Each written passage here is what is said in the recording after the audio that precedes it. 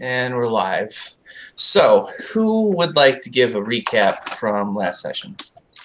I don't remember exactly where we started last session. Like, were we still in the cave? Like, did we get the treasure? I think we got the treasure last session. Yeah.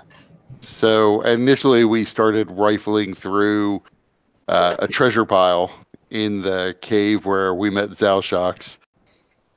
Then, after collecting a bunch of stuff from that, we went back. Ivar then almost immediately announced he needed to go off on like a retreat to clear his head, and disappeared.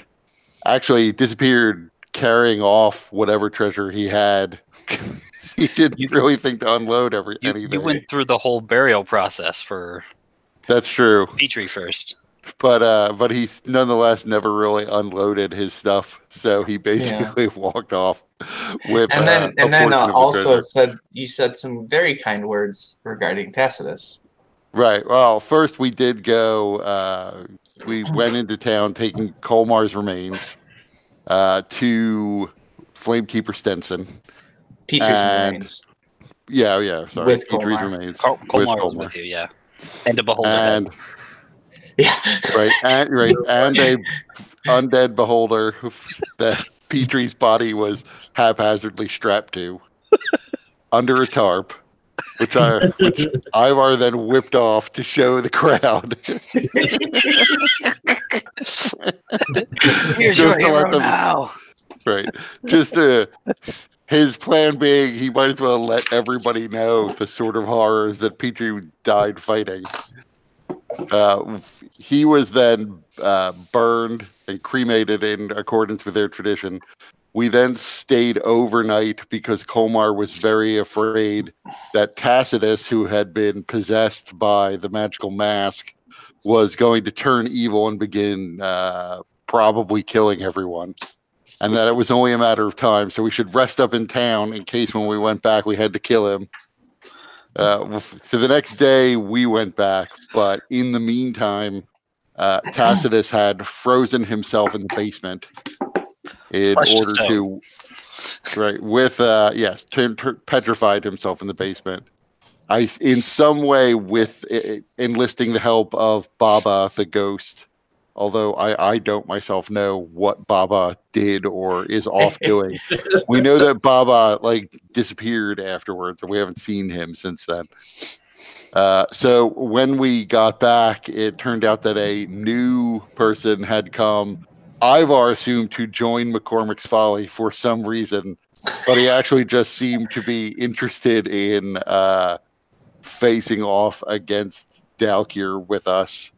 So Ivar left it to who I forget. Colmar was the one who was interviewing him to see if he was, I guess, McCormick's Folly material. I don't know if McCormick's Folly has material, but he had one question. Right.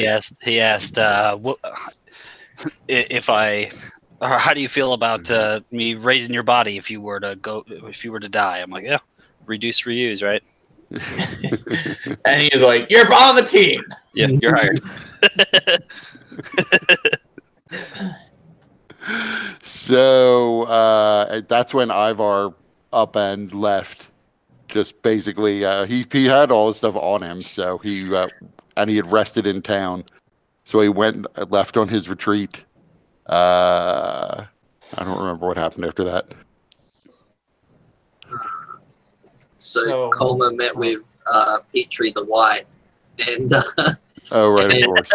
Yeah, and I got to meet the new guy as well, and I think that's where we ended, wasn't it? Yeah. So Petrie basically manifested Dr. Manhattan style in his room, naked, falling upon the floor. His skin much more pale and shimmery than it had been in the past. And then there was a sudden flash of silver flame, and there next to him were a sword and shield. And so Petrie is back, or at least some person claiming to be Petrie is back. Right. And I was a little unclear. I realize now. Does he look like Petrie, or he just looks similar to Petrie? Well, give me an invest. Well, you wouldn't necessarily know because you weren't. Ivar wasn't there at the time. Right. But anybody, well, Colmar's not here, so, and Omerta doesn't know who Petrie is, so the only one that would have the opportunity is Marthau, and Marthau could potentially do an investigation check or an insight check to determine. So I assume Marthau comes down after leaving Charles, and he sees this. Yeah, for Dustin's benefit, Ivar did sort of pull the whole group together, even though you weren't here last time. The nice words that he said was he just started talking about how everyone in the group is really remarkable, and unfortunately that manifests in our attracting the attention of the absolute worst, most fucked up shit in the entire world. But nonetheless, like it's a group of remarkable heroes nonetheless, despite this. Even Petrie, who we often made fun of and teased, was still, Ivar would have been dead without Petrie more than once. And he always really, in the end, when we needed it, pulled his weight as best he could, and is one of probably the most remarkable heroes that was then alive at the time he passed on. So Ivar expresses his appreciation to the whole group prior to disappearing. Yeah, so during that time, I just kind of hand waved and said, Marthau kind of sleepily came into the room, heard what he said, and was like, yeah, and then went back to sleep. I would retcon that to say that I would have hugged Ivar. Okay. I don't think that has any bearing upon that, but I think it's important that be noted. Absolutely. That's canon. So I think I call it the wand of retcon. But it was a week before, after Ivar left and Omerta arrived, a week had passed before Petrie manifested once more. So it wasn't an immediate thing. It took some time.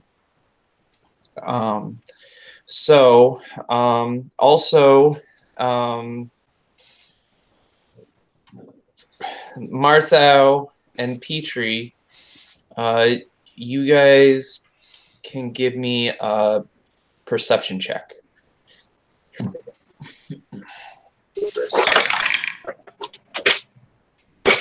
17.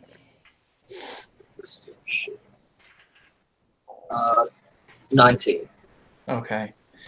So both of you see something a little bit strange at some points during your rest and recuperation at the Handsome Mansion. Each of you see, either from a window or outside, what looks to be somebody moving around in the shack outside. But as far as you know, everybody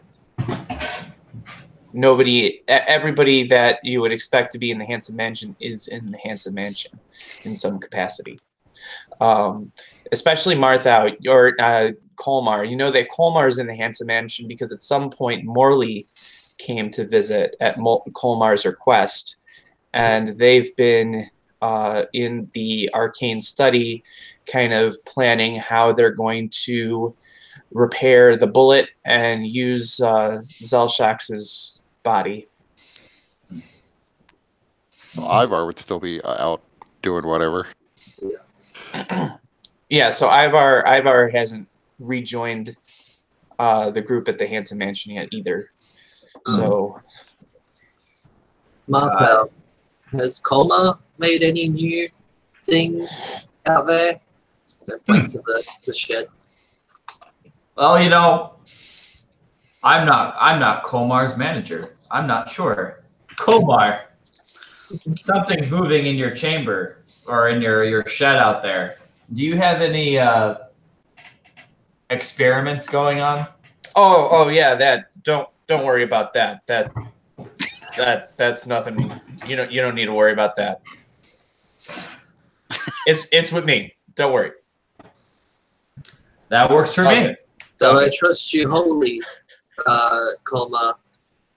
If it is something of evil presence, I must see it. Oh, it's not evil. It's not evil. Don't worry about that. Okay. What is evil, anyways? Yeah, what he said. Just don't bother looking behind the curtain. It's fine.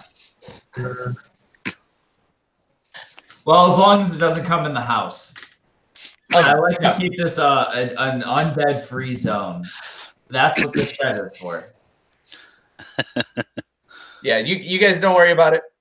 It's all good. It's all good. Okay. Works for me.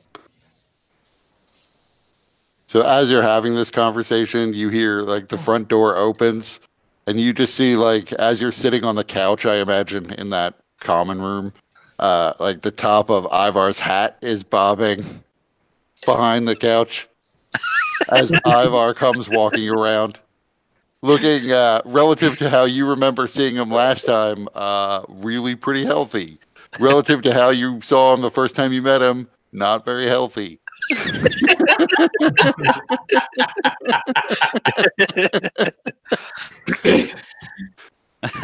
Does he look younger?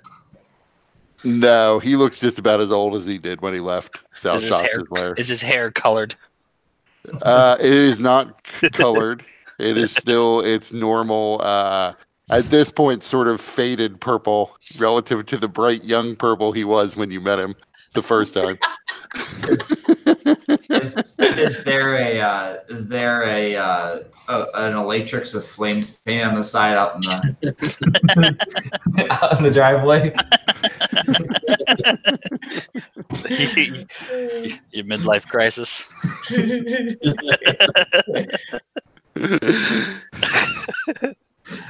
And he comes in and looks around and says, "Hey guys, I'm back. It was a pretty good rest, but I think I'm ready." And then he just stops to stare at Petrie.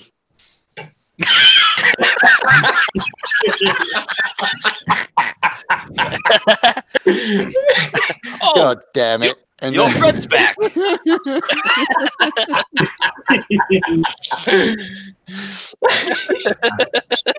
Hey, So- Petrie, how the hell are you? So how long were you gone again? I would think it's been like a week and a half, 2 weeks at this point. Okay. Yeah, he's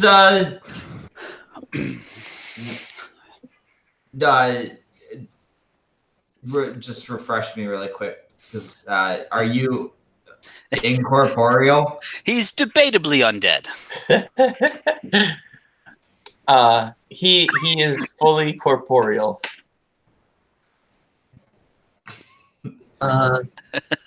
So is it like a body, or is it just okay? So it's not because I get that, and like the spirit that came out of him. Nope, Confused. he was all there. Right. So when you guys did finally destroy Zalshax and the way had opened and the magic of the demiplane faded to where it once more rejoined as a part of Eberron's whole, it became a normal cave system, and all of the spirits rushed out of it, finally able to escape. And Petrie's soul was one of the spirits that you saw, who took a moment to just kind of stop and acknowledge you guys before also moving off. So you did see that, but as far as you can tell, the Petrie here that you're seeing, he is fully corporeal. Hopefully by now he has dressed himself. with shiny new sword and shield, both of which are very ornately engraved with symbols, holy symbols related to the silver flame, and etched to make each look like they are like flames themselves. So the sword blade looks a bit like a flame. The shield, the edges kind of flare out flame-like. But as you do notice, if for Marthau and Iber being familiar with Petrie, he no longer bears any of the scars that Petrie had gained as along the way on these adventures, and his skin does have a almost luminescent hint of a glow to it, and his skin is much more pale and than it was previously. Not quite Twilight like, but it's very unfair. Not far away. It's very unfair. He got to reset all of his body horrors. Now I don't have my cool tattoo anymore. So Martha's going to do that investigation check on Petrie to just see, try to figure out like what happened or like what is this. Okay. Go ahead. All right, I got a solid 8. Brendan, what does Marthos gather from his check? I look the same. My hair's the same. And maybe I've got a little dirty mustache growing, but that's the only difference that you see. Like Martha, like kind of squints his eyes, like, you got something here. Oh. You should scratch it.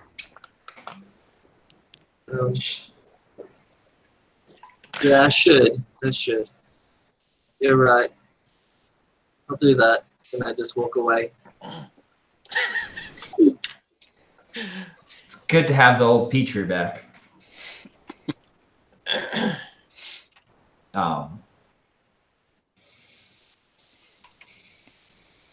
So, Ivar, where did you go on your where have you been this whole time?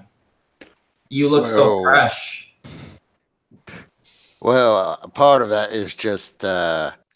Did not encounter a single shadow in all the time I was out there, so I was able to sleep and rest and recover my strength again. Although I have to admit, every time I went to sleep, I was terrified, expecting shadows to pop up out of the ground. But I know I said I was off examining my life and, communing with the gnome spirits and all that, but I'll tell you guys the truth. I had, and I know this is going to come as a shock, a little bit of a drug problem. And I felt that in addition to maybe reevaluating the dangers I was facing on a routine and daily basis with you guys, I felt that maybe I needed to kick the drug problem. So I still have the Catterlick on me, of course, but from now on, I'm only going to use it in the manner it was intended, as a poison to kill non-gnomes.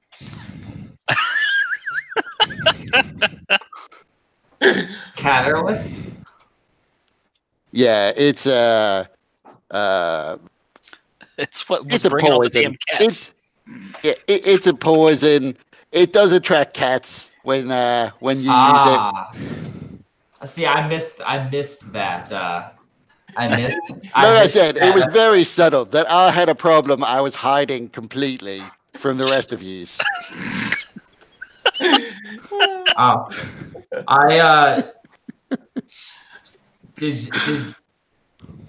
Have you communed with your rock? Is that all sorted out? commune with my rock? What are you talking about? I recall you while we were doing what we do best and getting in trouble in mortal danger, you had phoned home or reporting the current status. I was doing that like in front of you guys? Oh, Jesus Christ, whoever that is. I didn't want to say anything, but I thought it just made you happy. Yeah, I guess it kind of did. I don't think you have to worry about that so much. I still have my lucky stone, but I don't think I'll be speaking to it in front of you so much anymore.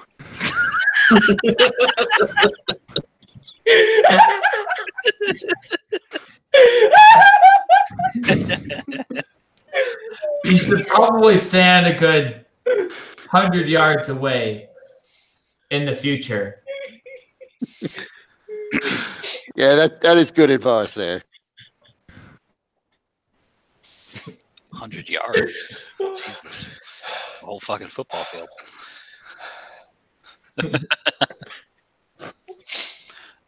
Sorry, American football for Brendan.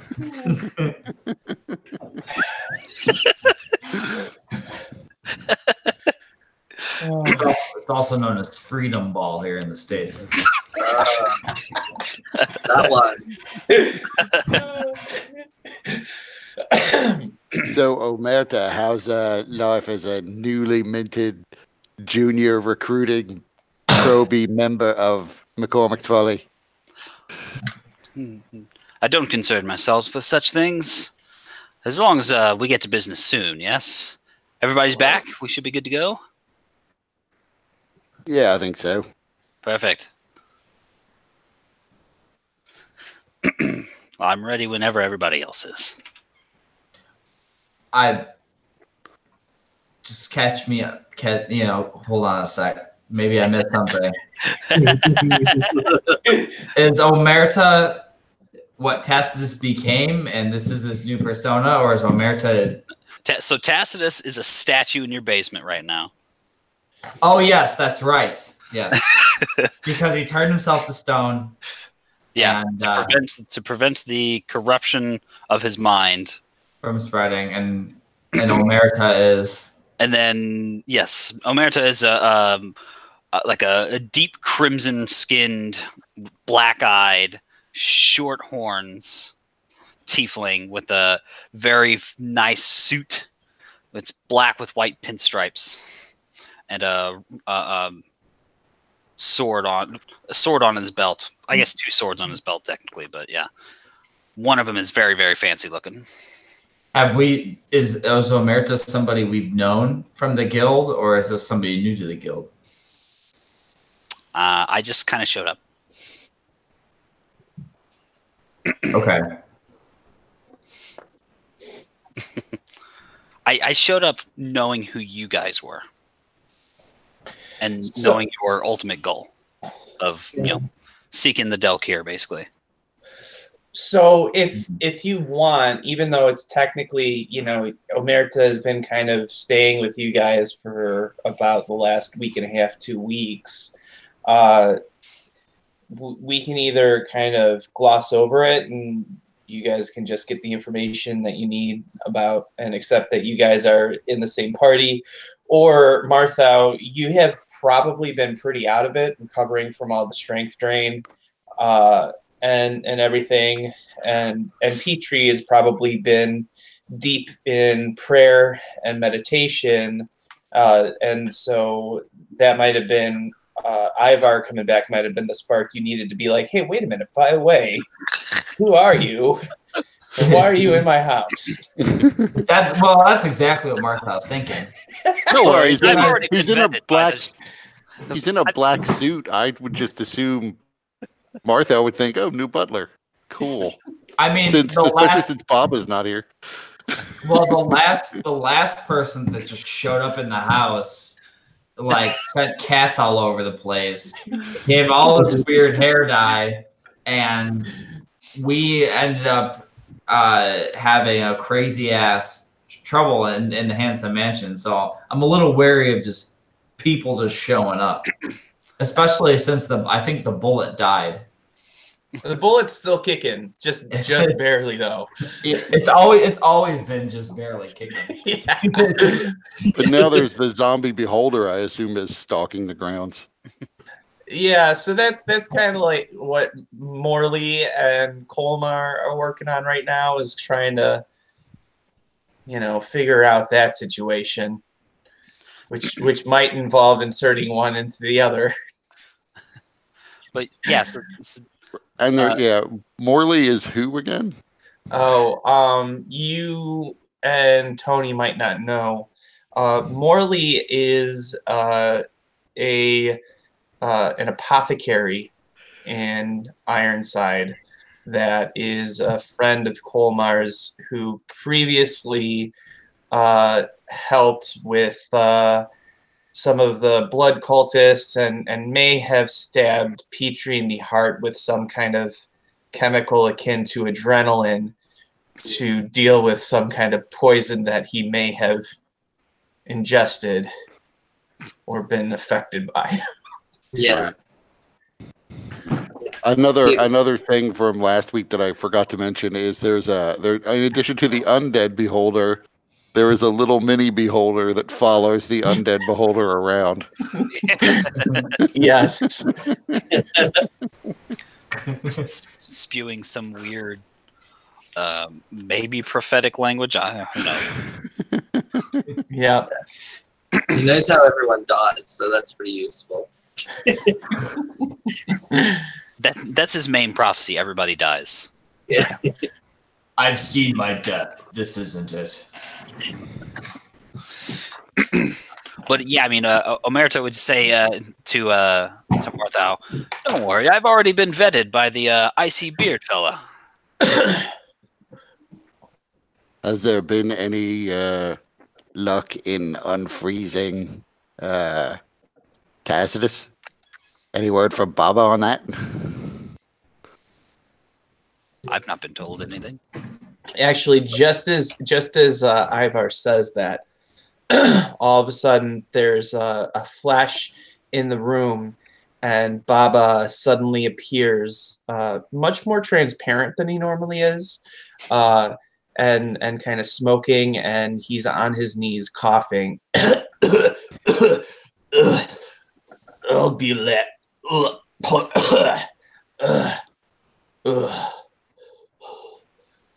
I've made it. Oh. Where'd you go? You all keep very interesting company. So Baba struggles to his feet and says, I was seeking help to find answers for Tacitus. I have limited ability to travel since I am bound to this location, as well as my tomb, which is connected by portal. So I had to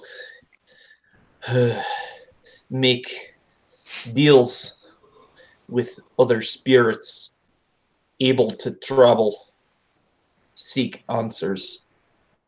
Ugh. What sorts of deals?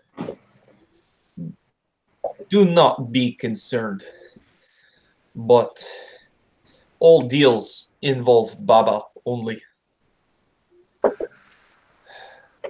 Will not affect you, but hopefully will be fruitful.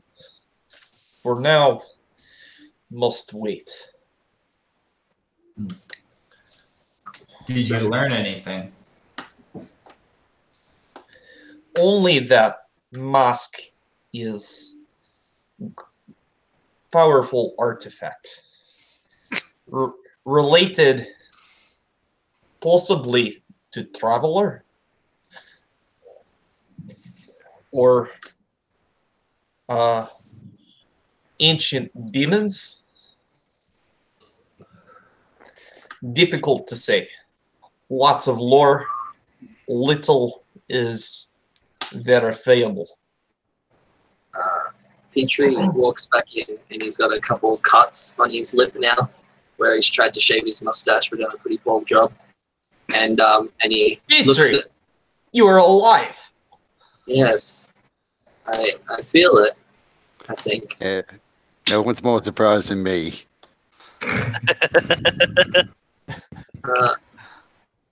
Ancient demons? Are you talking about that place where Colma studied?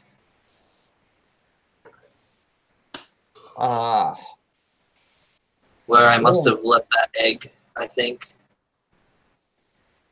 That's the city of Etur. Not Etur. More ancient, before Galifar. Why is it so hard to travel, Baba? For me, Yeah, you. I am bound to this place. The dragon shards that you procured to use in construction of mansion, they are linked to my lair where I died. You remember the kobolds. Yes. And so because I'm bound to this place, I cannot travel without great strain. Is quite difficult. And so, as I said, had to make deals to have other spirits and entities willing to deal, able to find answers that might help Tacitus. I feel like we've never asked, but do you want to be bound here, Baba? Finally, rather be closer? someone cares about Baba. Yeah, wouldn't you prefer be closer to the silver flame? Yet, Baba has no interest in Silver Flame. But Baba, he could continue living here. I am content. It is better company than in my lair with the blasted kobolds. May they burn in Kyber. But, you know, after 50, 60 years, perhaps I decide then time to go. Martha is kind of like shifts his eyes and looks down. Are you? Can you tell us what's in the shed, Baba? There's something going on back there, and you know. Can you just tell us? I stay out of shed when I can. Is Colmar's lab of sorts. Very nasty things going on in there. I would rather stay out. Very well. We'll find another sucker.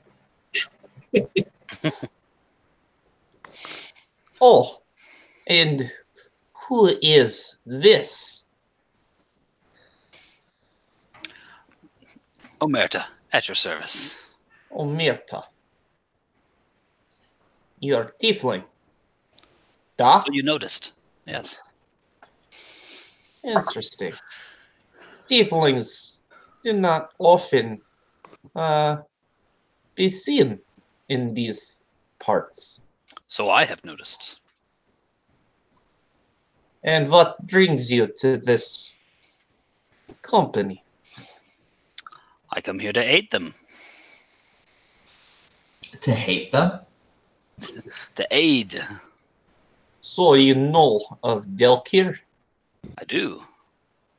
Oh. That's Well, not important. What was this business you were researching? as I said, looking for a way to free Tacitus from influence of Musk. Hopefully will be fruitful, but time will tell. What is your connection with the Dalkir, Omerta? Was my question.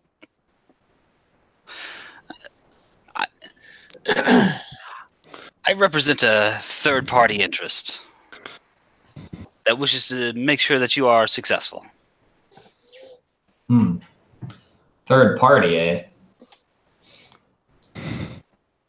There's only one party, and that's this one. Who is this third one? There's a second party as well. Apparently. Oh man. I'm no mathematician, but Clearly. Do not worry your heads about it. I'm here to help. I believe you. I'm just curious on what your connection with the Dalkir is. I've had a rough dealing with them in the past. And I've been eager, and in fact, this party has been eager to find any and all information about them.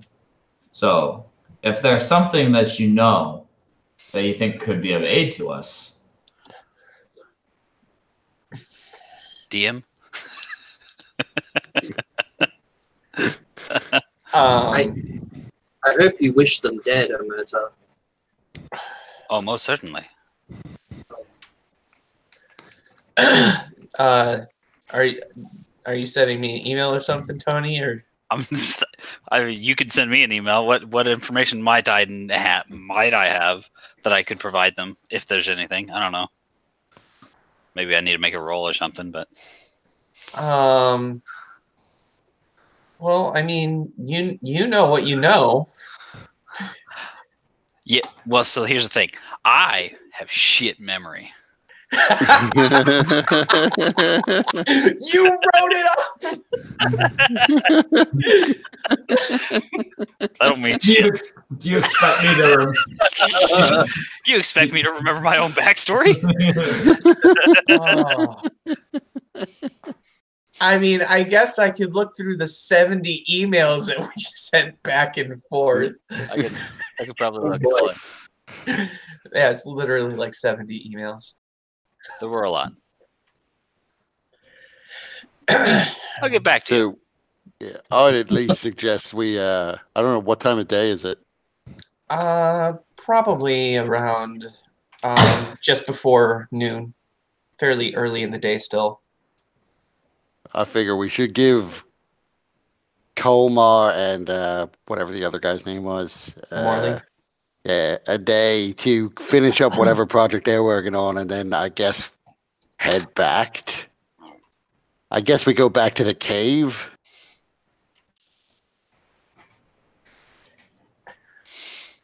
Yes, I'm afraid so. We have our Bieshk,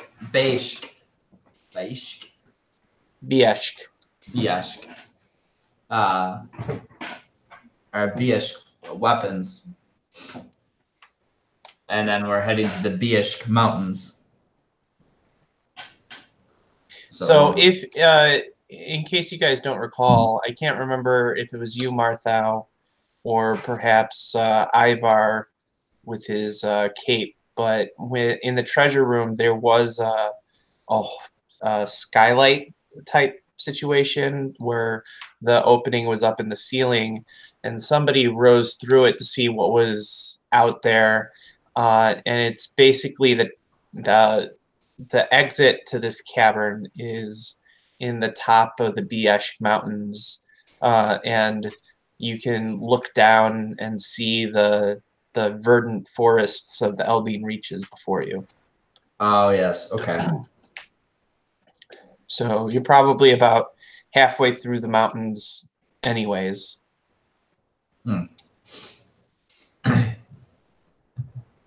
So we'll have to make sure to stock up on rope. You know, I think we lost all of ours when we were in the cave before. Yeah, I was forced to buy rope right before I came back here, so I think we were out of rope. Oh, I also have, by the way, and he takes his backpack off and begins rummaging through it. I've got this ring of perfume and this potion of giant strength and this potion of invulnerability. I also have a ring of jumping that I think I'd like to keep if I could, and a satin bedroll that I'd like to keep. Well, of course. Far from I am one to convince others to deprive themselves of comfort. Yeah, did you guys ever get a chance to split up the rest of that treasure? The stuff that you could identify rather quickly? Not really. We didn't really discuss who was getting what. So actually, we also didn't discuss really what weapons could have been found in the cave. So I don't know if Ivar would have found like Biesk arrows or not.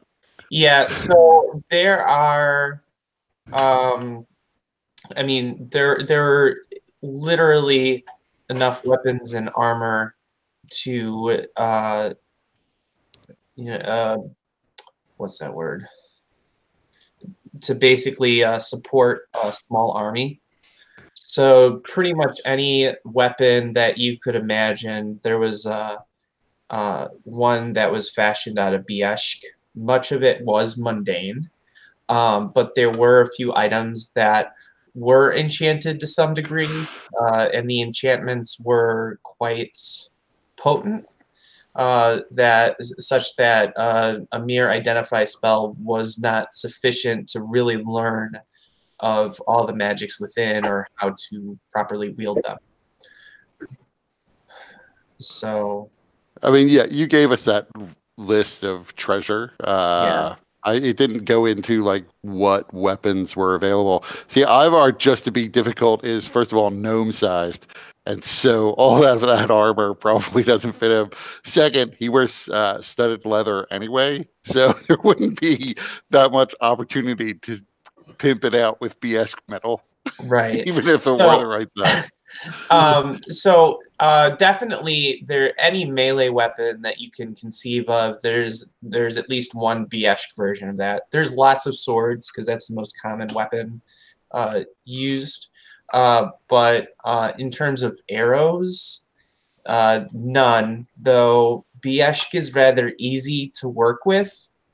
And so if you were to take some of it to be melted down and reforged by a local blacksmith, they could probably fashion some arrowheads, or even if Ivar was so inclined to wear heavier armor than studded leather, could probably get a smaller fitted Biesk suit of armor. Yeah, he'll stick with his studded leather. But he probably would. He wouldn't have thought of this at the time. But I guess when we go back, it would make sense to collect some BS so that he can have arrowheads made. We were basically all super weak, so Ivar would not have been like, "Let me carry extra stuff." Yeah.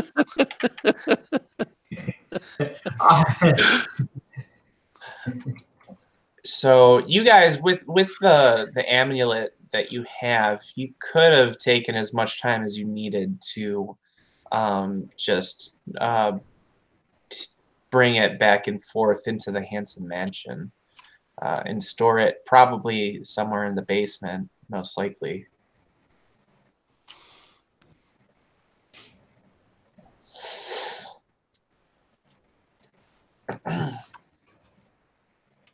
I know Martha wouldn't have. He wouldn't have wanted to do that. He wouldn't have wanted to go back to that place until he had to. Even There you with go. the 100,000 Galifar. Martha is a man of tastes of which he already has. He wouldn't, it would be enticing for sure, but he wouldn't. He also wouldn't see a need to like. It's not like it's disappearing right away. Cover up the entrance. Dig a hole. Market.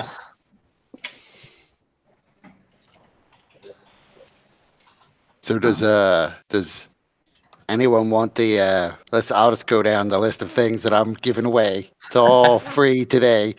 The ring of perfume. You guys don't need to keep these things, especially since you are proprietors of McCormick's Folly. You can easily sell them, in a sense, these items on consignment for a higher percentage of the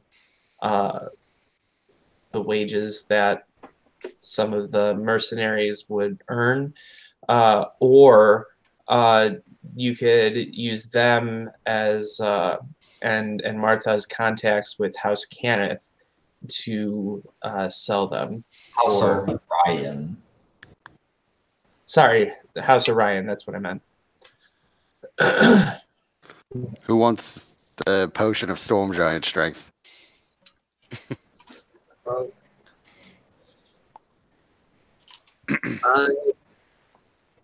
I'll take that. Yeah. Fine. And who wants a potion of invulnerability? Knowing that Petrie's probably going to be the one on the front line, losing a leg here and there. If it is if it is a Silver Flames will, I'll take it. That's fine. He likely won't be the only one up there. Yeah, so you're a warrior, Ometa? I do a little bit of this, a little bit of that. You can decide between yourselves if you want to divvy up those two potions. Yeah, if you're interested in it, I'll give it to you. My faith is stronger than invulnerability anyway, so... I'm sure it is, as I pocket the potion. I'll take the chalks. These seem up my alley.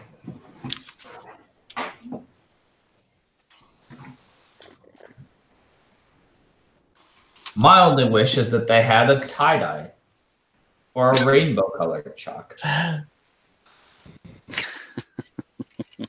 But alas, white, yellow, and cloud will have to do.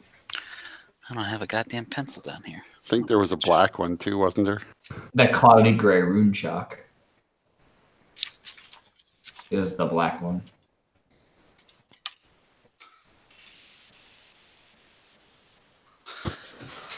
Oh, yeah.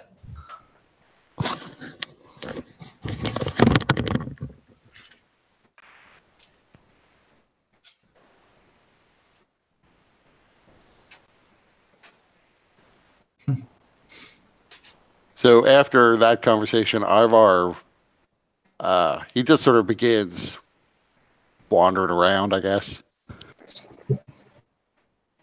Just, maybe it's like an after effect of him getting off the Catterlick, but he's like wandering around, just opening doors, just on the first floor, but like opening doors and looking inside, closing the door, walking around.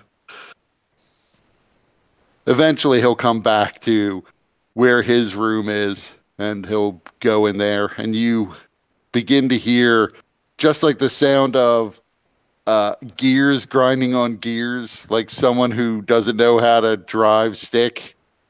And it just gets louder and louder until you hear just a bang and an explosion from the closet. And he comes out. Smoke is pouring out of the closet. Inside, you can see there's just a huge lump of wood that's like on its side at an angle. And there's dust flying out.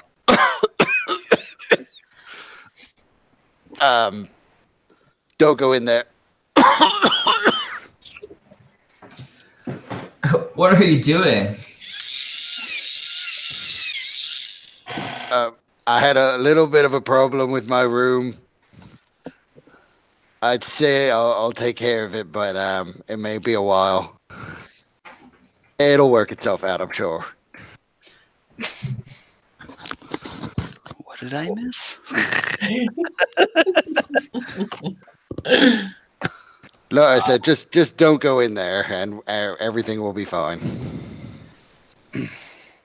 That's when you guys remember that Ivar's room is the only way to get into the basement. Yeah.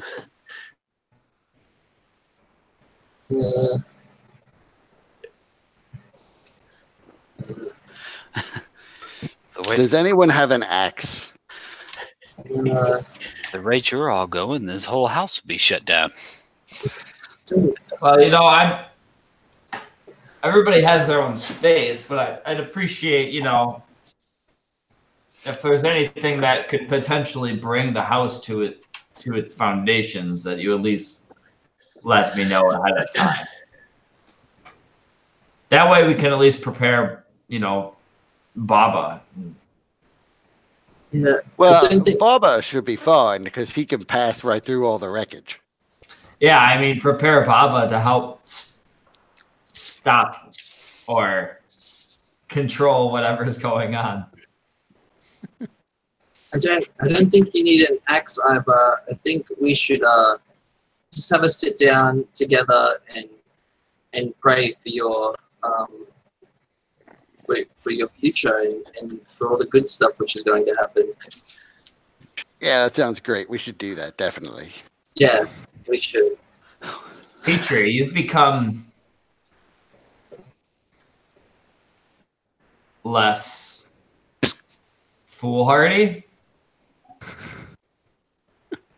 No, I'm Petrie. I'm not foolhardy. My name's Petrie.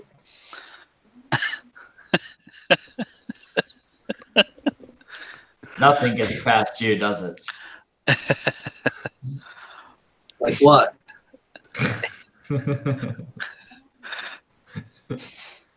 You just see old Merita in like corners, like he really is not all there, is he? The idiot! What is this? You can hear Baba exclaiming from the site that Ivar left with his room. Okay, Nothing maybe to see in there. Get out of there. we should probably check now. You know, like the shed stuff sort of just stopped doing whatever it was doing. This isn't. All right, I'm gonna look, and I just open the door. I mean, it's just carnage in there. What you could see, there are spaces that Ivar had like built into the wall where there was a bed and a desk and a bookcase that sort of flipped up into the ceiling. The bookcase is now more or less shattered and in pieces, and there are just books scattered everywhere. The bed is broken into 3 pieces. All of these different frames that were used to kind of hold things in place that kind of would spread out to become their own new floor, those are all broken up. So it's just at this point completely impassable, unless it probably would take several hours to try to clear out the debris. And Ivar's probably right. An axe probably is the effective way to make it through there. I like look behind me and I look at Colma. Oh no, I look at Marthal like confused. I'm like, I need some help. I think. Charles. And then that's when you guys hear Hey guys, the door's not working. Is Charles down there? No, Mark, Colmar.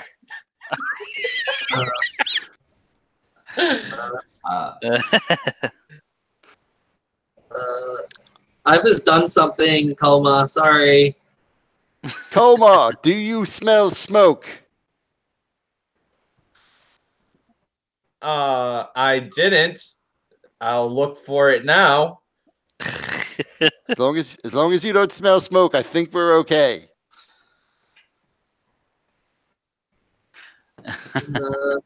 So, who's gonna get me and Morley out of here? Do you have an axe? No. How long are we going to be until we leave again? Just out of curiosity. Just scratching my head. Well, we have to get down there. So however long that takes, I guess. Why do we have to get down there? The portal's down there The portal to what now? to the mountains. So that's just the gem, isn't it? Yeah. The gem that Marthel has. Yeah. We could portal's technically down there. leave. We could leave Colmar to like clear his way out eventually, tunnel through the mess, and then come back for him tomorrow.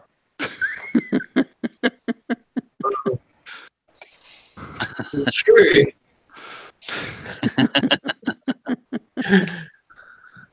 There is a portal. There is a portal in the basement to the old kobold lair, Yeah. and also the bath is down there. Yeah. So Martha and Morley will be comfortable at least, because that's also where the, there's the bath and there's also the latrine. A big golem. You say morally be comfortable? What's that? Morally be comfortable? Morley can be comfortable living in a tin can. So. Oh, gotcha. I thought you said morally be comfortable, not morally. Oh. Okay. Well, yeah. We'll just leave you with this, Colma. We're gonna head off. What do you mean you're just gonna leave me with this? You guys Uh, locked me out. Now get me out. We should at least tell Charles before we go, Yeah. so that he knows that he has to help free Colmar.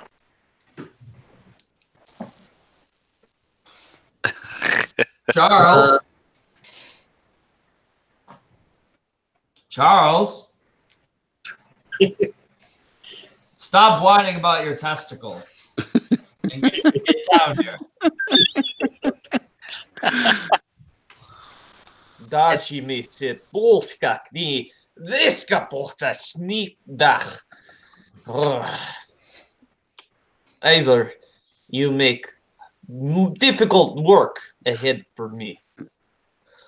You can move this stuff, Bubba? Yet, with my current state, we'll need rest before can do any manual labor. Is difficult to even manifest currently. Okay.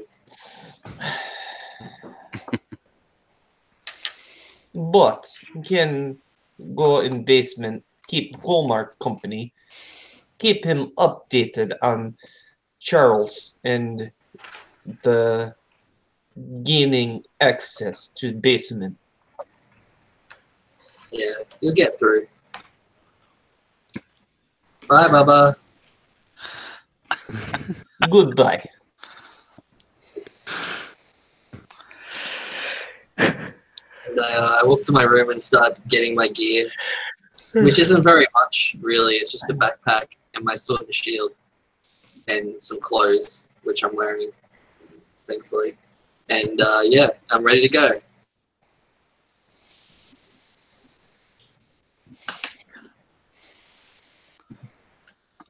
Dustin, are you bundled up enough?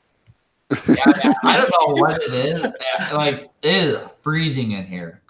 It's really cold here. It's ridiculous. I have to keep a whole half of my apartment closed off because it's just so cold in there that it freezes the entire rest of the apartment. It's ridiculous. And I don't know if you can notice to my stage left, your stage right, that I have a window next to me. Yes, Yeah. I have noticed. So that also makes it cold. I'm in the basement. There's no air down here, so I have to get I have a space heater right here.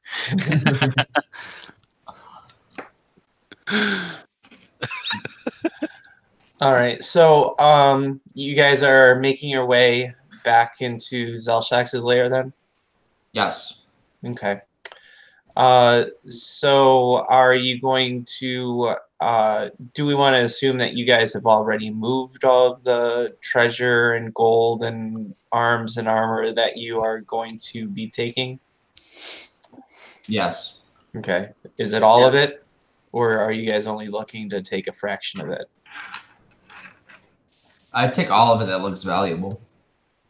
All of it looks valuable. I mean, every piece of armor is really in pristine condition. Every weapon is battle ready. So, Is there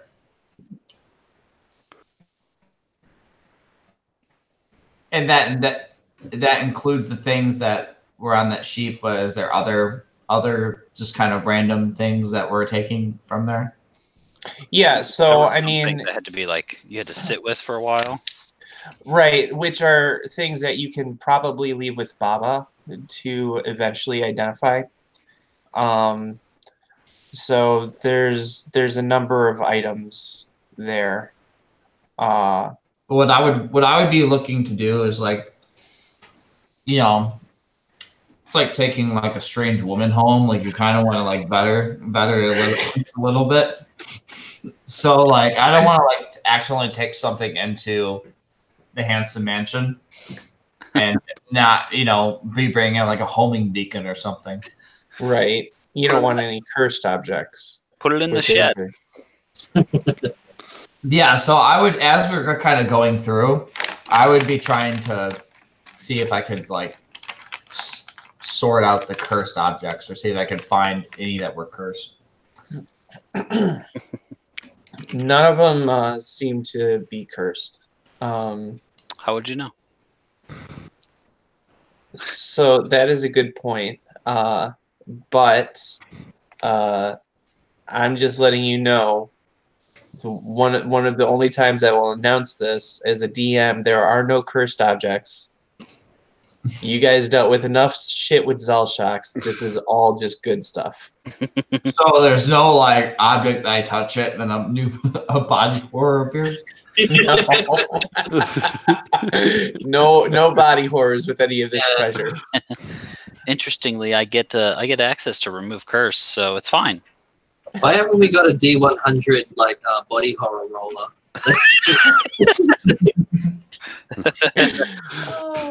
You know what? I might develop that and put it on the DM's Guild.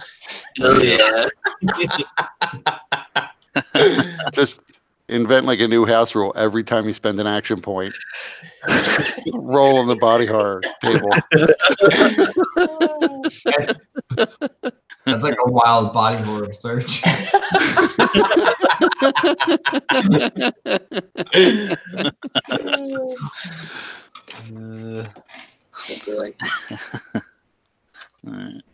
So yeah, if you guys take the time to investigate, you'll find that Zelshax didn't keep anything that might be cursed. And the way that his magic worked, it seemed that once he died, anything that he personally enchanted, those enchantments died with him. And so everything that he has collected seems to be for the specific purpose of building this armory. And knowing that he was very paranoid, he may have thought that there was some need to gather these specific items and weapons and armor. So.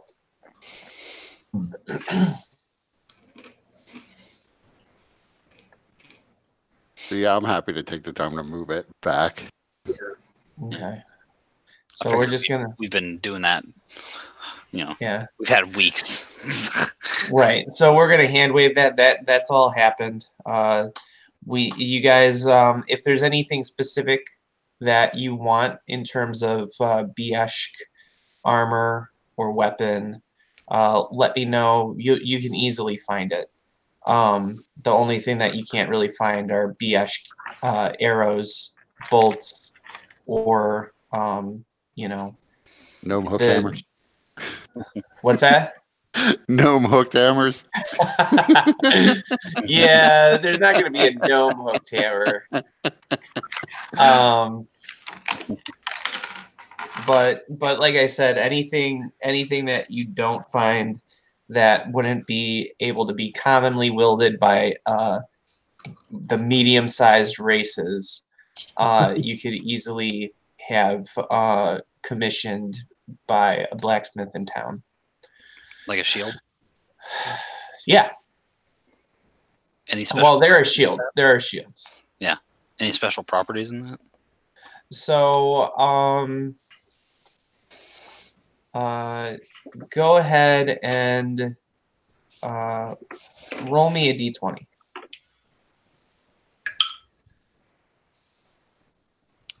8. Okay. No special properties in the one that you found. Okay. There may be special properties in some of the other ones, but you would need some time for Baba to identify those. Every time we come back, I'll just swap for another one. So here, let's make a list real quick. In terms of Bieshk items, what would your characters seek out? I mean, I would Nothing. just commission someone to make arrowheads, but that's it. Other than arrows, nothing. Okay. I would probably do like a BS dagger. Or a BS wand. Okay. Yeah, really, like a shield and finesse weapons.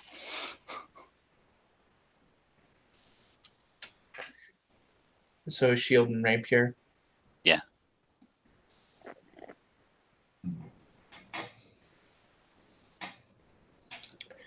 Petrie? Yeah, there's nothing. I've got everything that I need. Okay. So you'd be fine with just what you got? Yeah. Petrie not wearing armor. Yeah, I don't need that. I almost for pussies. That sounds like the Petrie I know.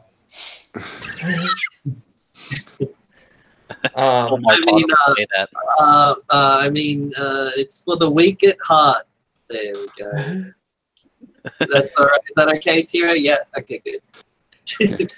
All right. So Martha and Omerta, at least one of the items that you'll find will have some kind of powerful enchantment wielded, bound into it.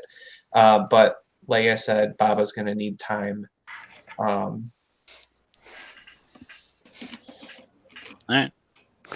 So Petrie, what are your thoughts on Flamekeeper Stenson? He's had to deal with a lot. But he's a good man.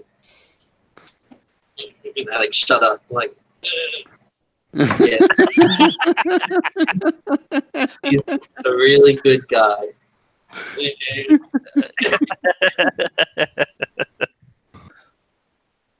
Is that so? You look a bit constipated. No, he's been granted with the ability to. It's really hard. I mean, he's had the ability to lead his flock and be a great speaker of the Silver Flame.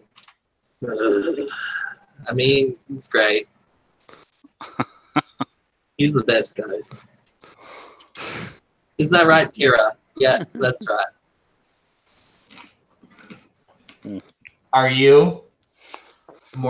Is Flamekeeper Stenson more devoted to the Silver Flame than you are? We are divided equally. Is that so? Yes.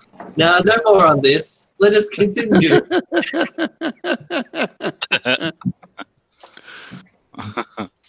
I agree. Let us move on from this very odd questioning. Yeah, Yes. so we'll see him soon, I bet.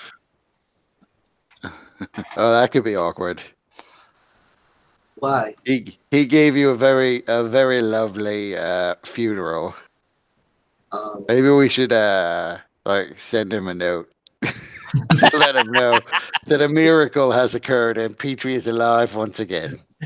He will no doubt be as delighted as you were when you paid him all those compliments. Yeah. It'll be great to see him again.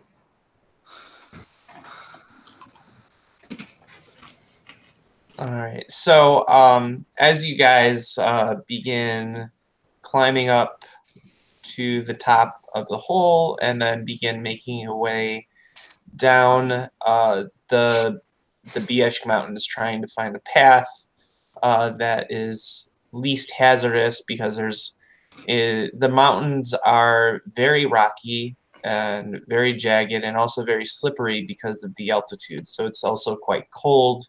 The air is very dry, and there is snow and ice on various parts of the mountain, which makes it fairly difficult to trek. So there's a number of hazards to consider. I'm going to take one out of Kurt's book in terms of the progressing through with the skill challenges, because Kurt, I really like the way you did that. So who wants to do the first skill? I will. It'll be athletics. Okay, hold on one second. Let me look real quick.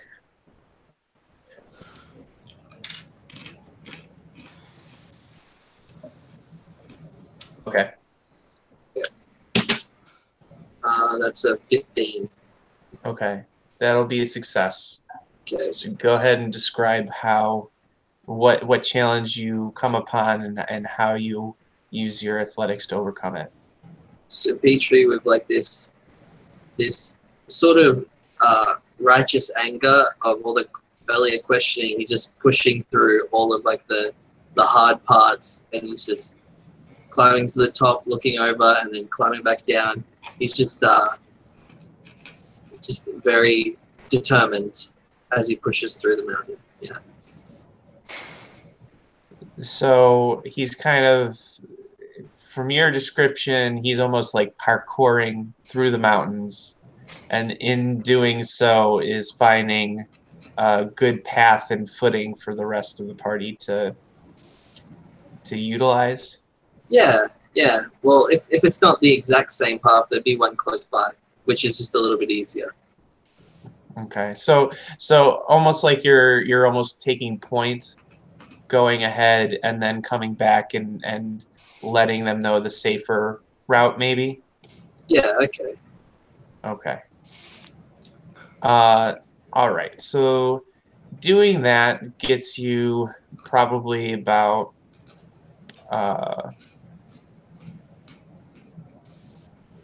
we'll say a quarter of the way down the mountain. But that's it's pretty that in itself is pretty tedious and takes a while. So it does get late. So do you guys want to camp out, or do you want to use the stone to go back to the Handsome Mansion? Has it been reset?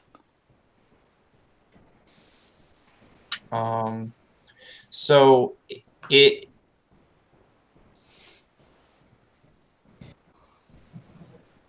Before we were doing Oh, it. right. So like, it depends. We were it depends on traversing when at you night. left. Yeah. Right. So it depends on when you left. If you left would- in the daytime, then you would have to wait till the next morning. So you'd have to camp out. Well, like, I would banking not. on it because it was like the other side of the world. If it was like daytime for us, it's nighttime over there. What we were doing was traveling at night before, but it was the desert, so it was worth it. Probably Right. not worth it high up in the mountains. Right. And also it's not really it's not like where you guys are it's day and the other it's night. There's a few hours difference for sure. But not Where- that big of a difference. but it kind of it's almost like the difference between New York and San Francisco, if you think about that kind of distance. So it's only like you would be 4 hours ish behind from Ironside. So if it's 7 o'clock in Ironside, it's 3 o'clock in the mountains. Okay.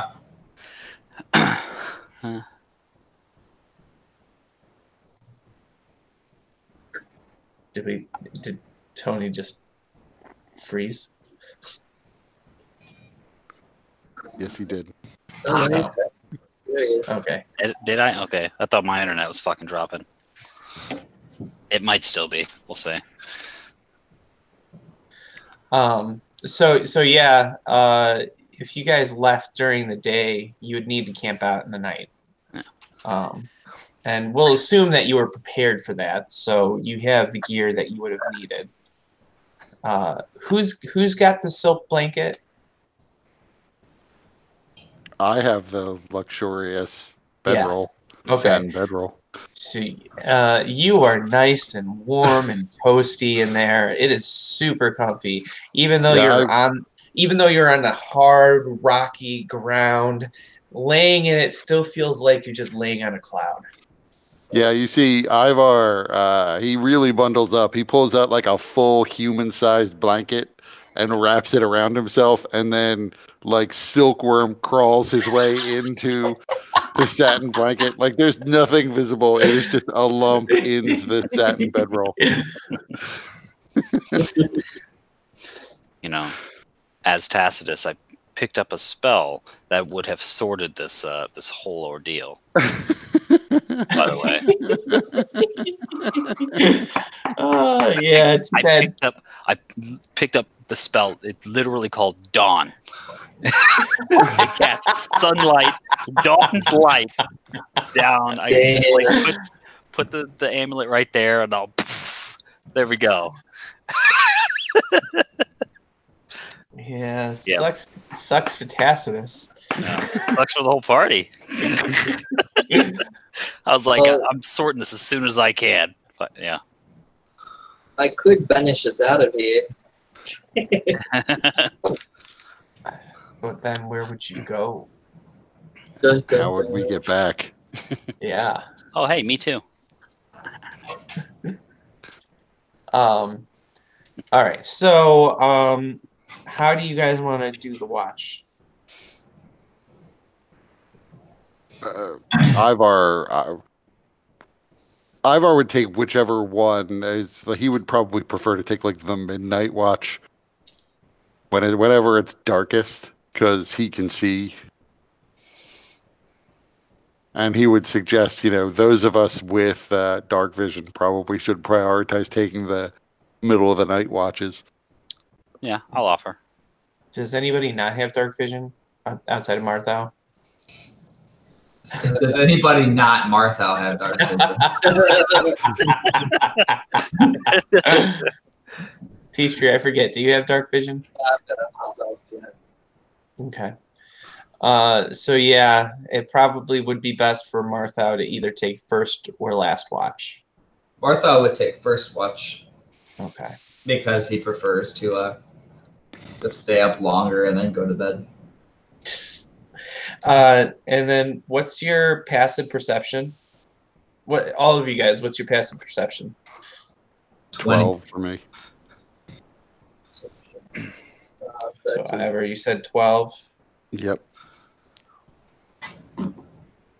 Martha, what was yours? 20. Oh yeah, you got that observant feat. Then Petrie, what's yours? 13. And then Omerta.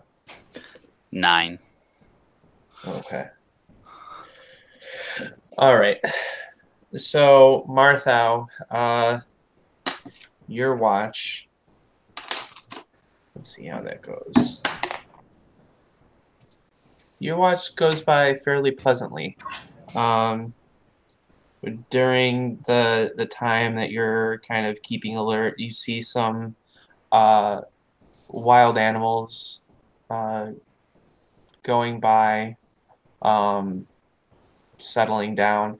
In the distance, you actually see what you think to be a large mountain goat, and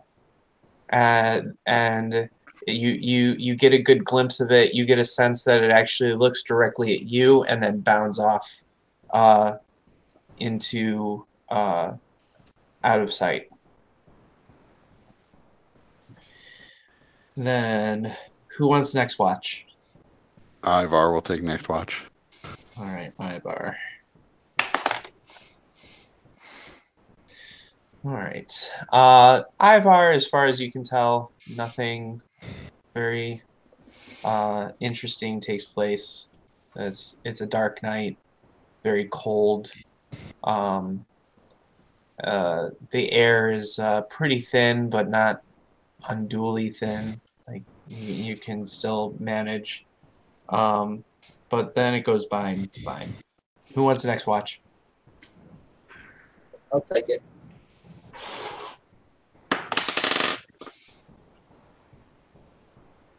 Okay. So, Petrie, your watch also goes by pretty uneventfully. And then Omerta. Okay. You hear something, and it startles you. And you look, and it's a couple of rocks that seem to have fallen.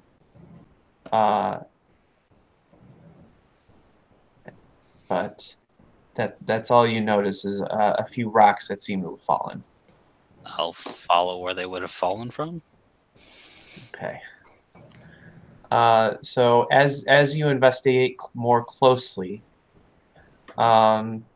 it's right in that kind of twilight sort of time, right between dawn and the night, which makes it a little bit more difficult to see.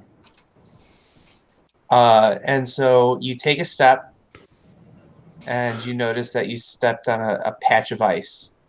So give me a athletics or acrobatics check. Okay. 18 acrobatics. Okay. So go ahead and describe how you avoid slipping off the mountain. Slip off the mountain.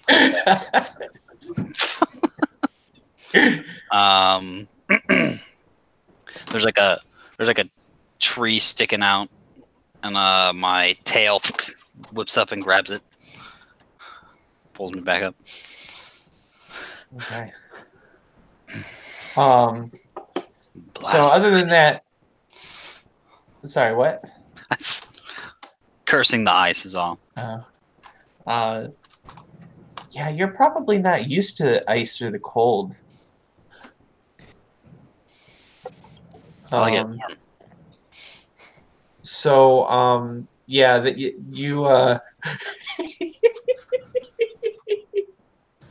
yep, exactly what Omerta avoided.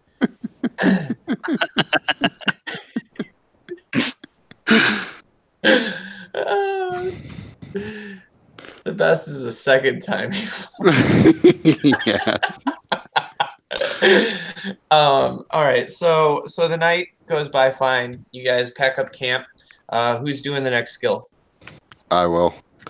Ivar is going to use his knowledge of history to remember how any battle or group that had to pass from the Elding Reaches into Drome, any pass they used. Okay. That's a 20 even. All right. So yeah, go ahead and that's a success. So go ahead and describe how you managed to do this. So remembering that the Silver Flame had to make its way into Drome to do its purge of all the creatures that was there, he begins to think back through his knowledge of history for the passes that they had to find to make their way through the mountains, and realizes that they're probably pretty close to one. So suggests that the party follows him to a little bit to the west, where we do find relatively, at least a relatively shallow valley that leads us a good portion of the way. Excellent. And then, who's gonna go next? I can give it a shot. Yeah, you go. I'm gonna go for deception. Deception. Yeah, I'm gonna be intrigued to see how you get that one done. we'll see. Damn it, it's cocktoling. Ugh.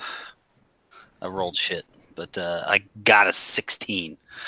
That's exactly what you needed to hit. All right, cool. So tell me how you use deception to help you get down off the mountain. So I'm imagining like as we are getting closer now, there are perhaps some folks in the mountains who live in the mountains who aren't exactly hostile. They aren't hostile for whatever reason. I don't know if they're elves or something. And I convinced them that were kidnapped by the creatures from Drome, and that we need to go down. We're trying to get back, but we need to come down this. We escaped over the mountains. Clearly, look at us. We're ragged. Okay, so And basically asking if they could bring us down, help us get the quickest way down. okay. So then there are creatures that inhabit the Biesh Mountains.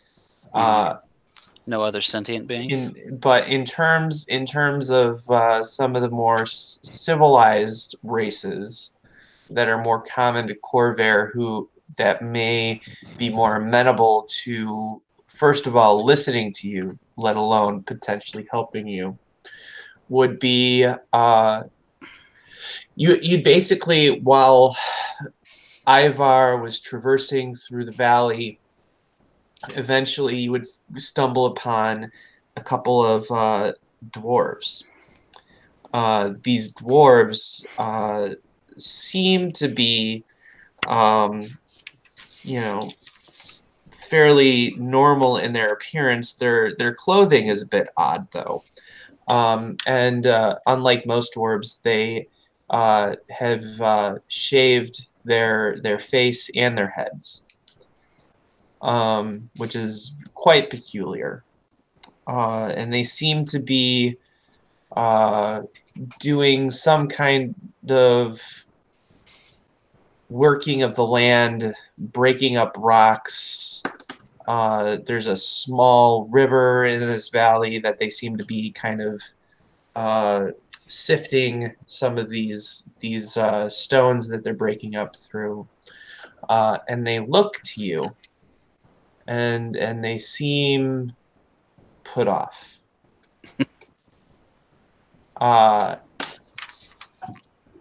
When you try to speak to them,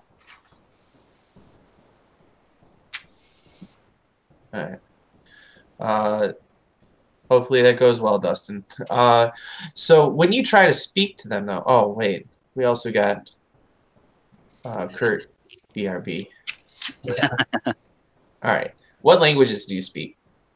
Common, infernal, abyssal, old Riedran? Rydrin? Rydran, sure. Okay.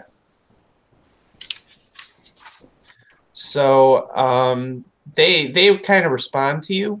They call out to you, leerly, but they aren't speaking in a language that you recognize. Okay. Could I spend action points to switch a prepared spell to tongues? Yeah. Then let me do that. Okay.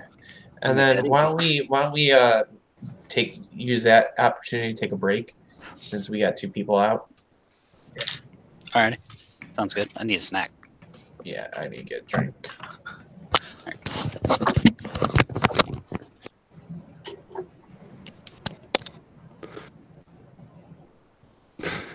I heard everything. We were going to take a break right quick. Yeah, I heard everything. I was actually just getting back as he started to say, "Let's take a break." We'll be a break.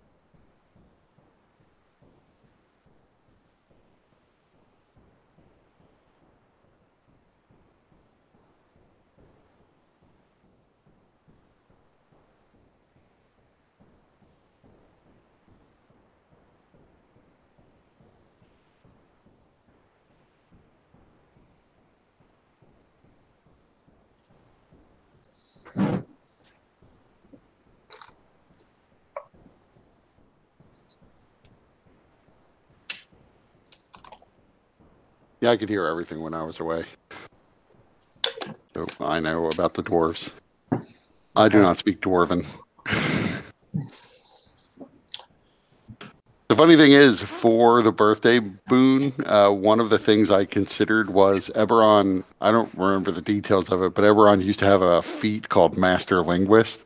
Yeah. And it occurred to me like, hey, maybe he just knows a bunch of languages he's never used before. Then I was like, nah, languages don't really come up.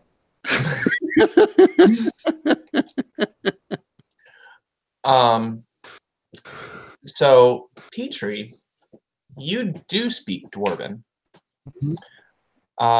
So you would I'll go into more detail when Tony gets in here, but you can understand them, but they seem to have a different dialect, so you're not quite sure of all of the words that they use. Okay. So it's like dirty dwarven. Something like that.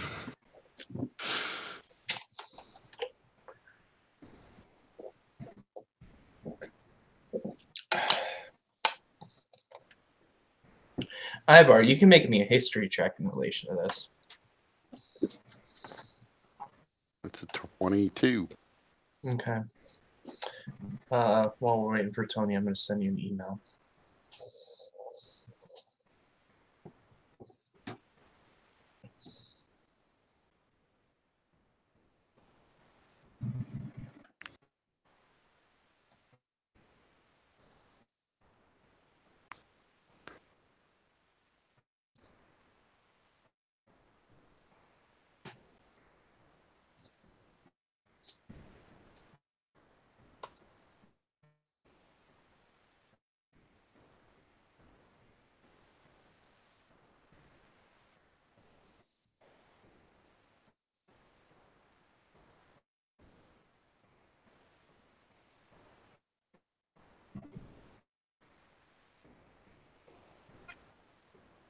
I just saw the thing Lincoln sent us to. But today I learned that's what's the effect interest in the movie. Stuff on my mum will shoot. Which stuff? The Lincoln sent us a thing about like the Friday what's name's campaign, Friday campaign. The Estelle Getty movie, Stop on My Mum Will Shoot. Oh, were you guys there for that? Yeah. Or what? I wasn't. I was not yeah. feeling well. Yeah. I think it might have just been me and Lincoln. Was it Lincoln? Yeah, because Kurt was traveling. Yeah. Last week, yeah, I wasn't there last week. Oh boy, you. Oh wow. Okay. Yeah. Okay. Which is just as well, because there was that other time it was just me and Lincoln, and Breaker died.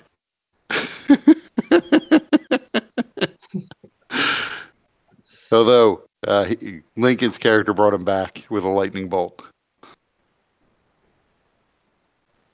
Yeah, it's yeah. This session, the last session was insane. just insane. I understand from the notes that you wound up in a double wide in Golden, Mississippi. Yeah. In the how did 90s. that happen? So when we're at Blockbuster, yeah, we're Don't at start Blockbuster. from when we're at Blockbuster. How did you get to Blockbuster? I'm trying to remember. We got teleported onto a ship, onto a spaceship, we think it was. How did we get there though? We definitely left off with people going to the cupcake store in Calico. Yeah. So we went to the cupcake store. And Breaker's body disappeared. And then we ended up kicking down, so we ended up like stealing cupcakes and stuff and getting out of there. And then we found a door, which we got Rastool to break down, which teleported us to somewhere.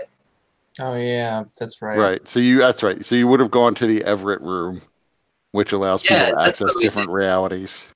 Yeah, and then the traveler was telling us to go down this corridor or whatever, and we did, and we fought like these weird robot things, and then eventually we wound up like we're in a spaceship and we found our way into a Blockbuster where we had VCRs, which we put into the TV or whatever, and they teleported us.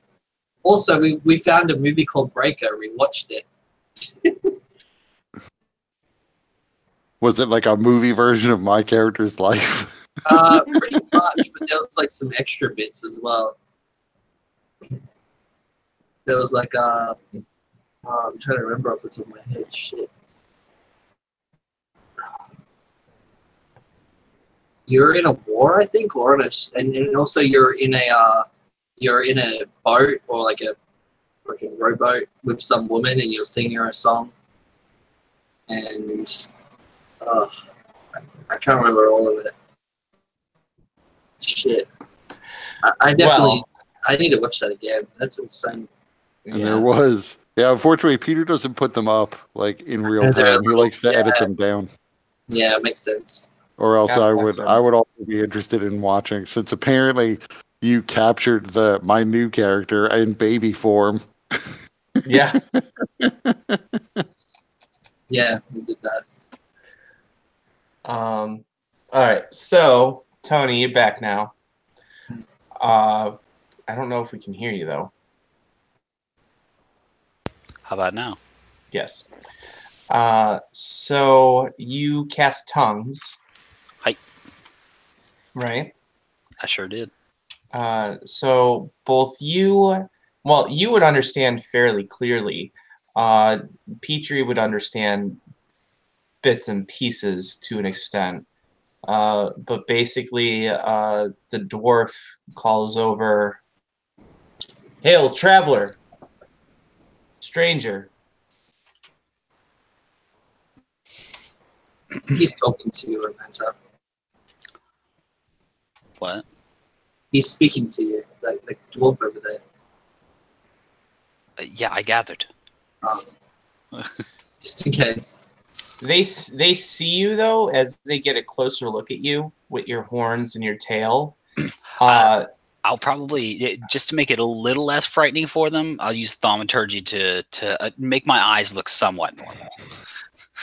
Okay. White with, I don't know. What does Ivar's eyes look like? What color are they? Well, They'll look like used to Ivar's be- eyes. Okay, well then they're like purple with blue. The whites of his eyes have turned like bright blue Yeah, okay. Yeah. They look after all the body horrors. I don't know. It seems, I don't know. Everybody's weird here, so I just picked a person. They look like his. Okay. All right. They're also, the purples are like all clouded over, like he's starting to develop glaucoma.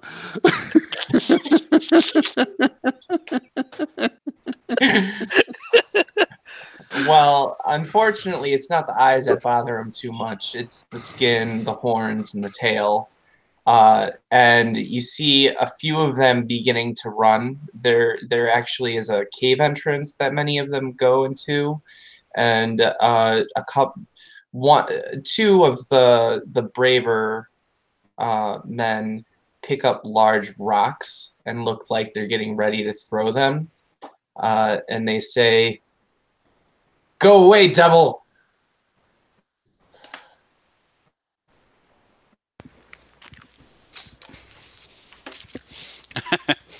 I just turn the group. I don't think they like me very much. I just hands up. I'm not here to harm you. You have horns and a tail. You are the devil kind. So? You say that like it's a bad thing. I have done you no wrong. They still look at you leery. The only reason that they haven't begun throwing these things is because you got a high enough score on your initial deception check.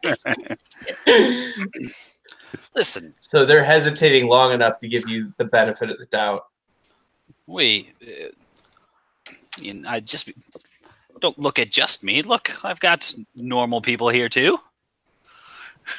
They are your thralls. That would take too much effort. No. They are just acquaintances, is all. I'm a thrall to the Silver Flame.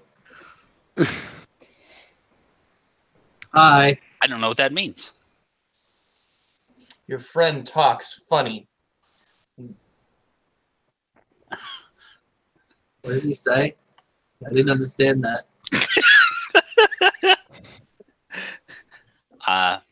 He says you seem very nice. Now, we were we were captured by the monstrous people on the other side of this mountain, and we have escaped.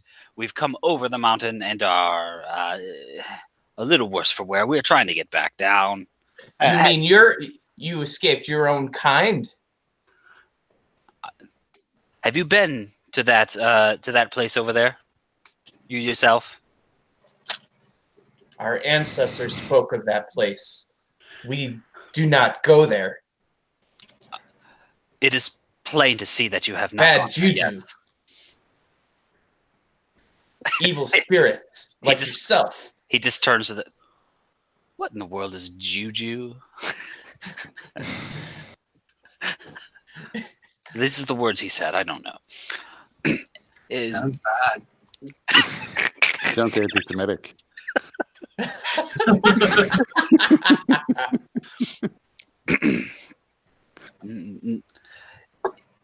Were you to go there yourself, you would find that you would not find any of me. This is a preposterous idea. What do you want? To make it safely down the mountain. Away from the vile creatures on the other side of this mountain. We tell you how to get down and you will go? Yeah. That's simple. Follow that route towards the sun. Walk for about half a day. Then head down. You shall find the path. Now go. And one of them like kind of weakly throws a rock as kind of like a warning. And then grabs another very quickly from the ground.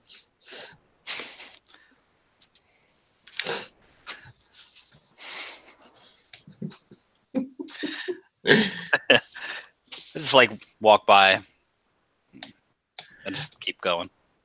Or wherever, I don't know. In relation to them, I don't know where we are, so. I almost feel like this would be akin to something you'd see in The Gods Must Be Crazy. With the old tribal type people meeting strange creatures who are clearly devils or demons or gods.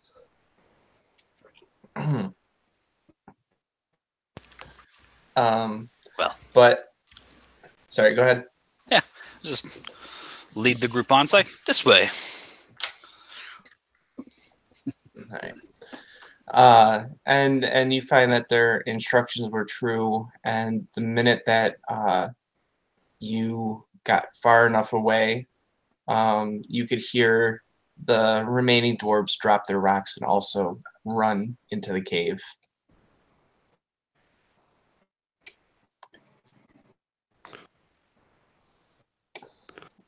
Well, they seem friendly. I mean, not to us, but I'm sure to other people. They didn't speak Dwarvish very well. Well, I am aware that there are small bands of dwarves that live in these mountains, so perhaps they're just very isolated.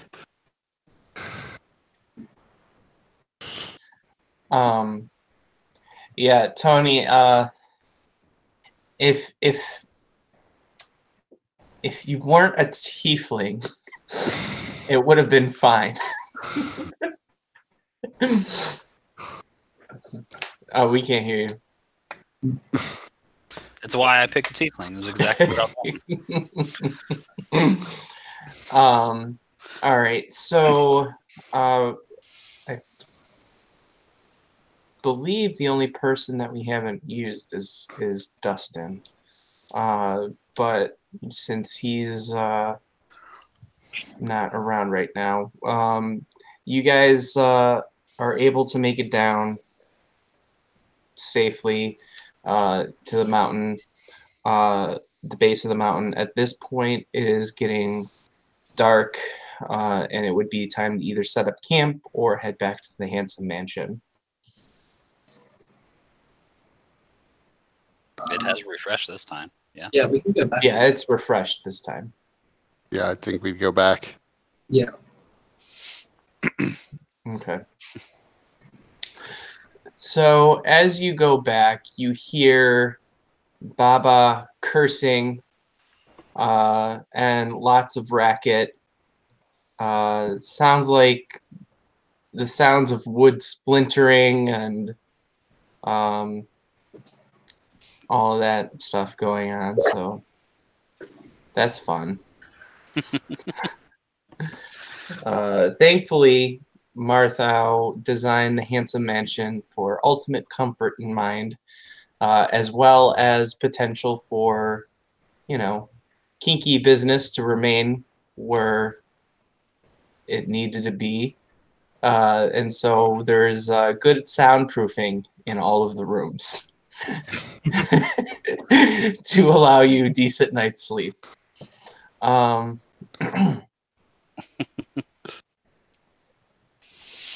So you guys eventually, night goes on, you head back, and you begin making your way toward the dense wood line of the Aldine Reaches. So at first, there's this interesting transition from the rocky ground of the mountain into more topsoil and grass, and then some trees, and then eventually, the transition is into just a super dense forest.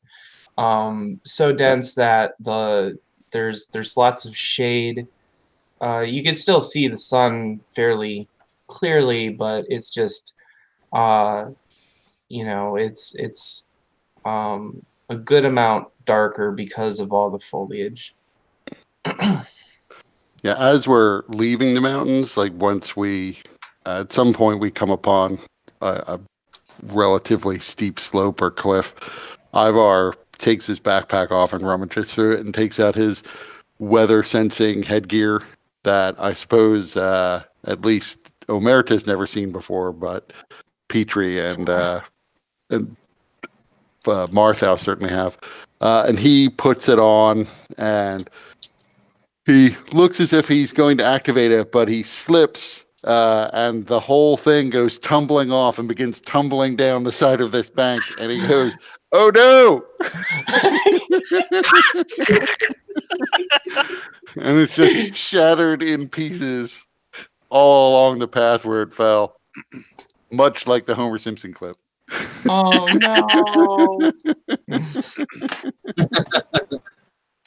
I believe you've lost your hat. Well, it did weigh 7 pounds. It did also hurt my neck to wear it.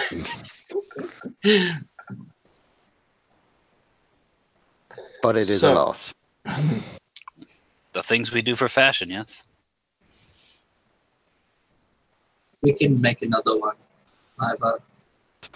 Yeah, someday, but no time soon, though. No time for that.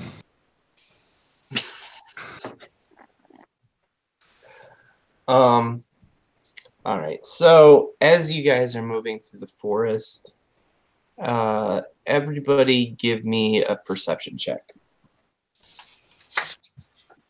15. 6. 3, 7.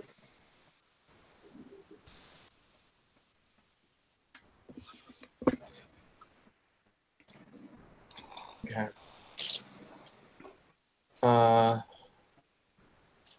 I'm gonna send you an email, Kurt.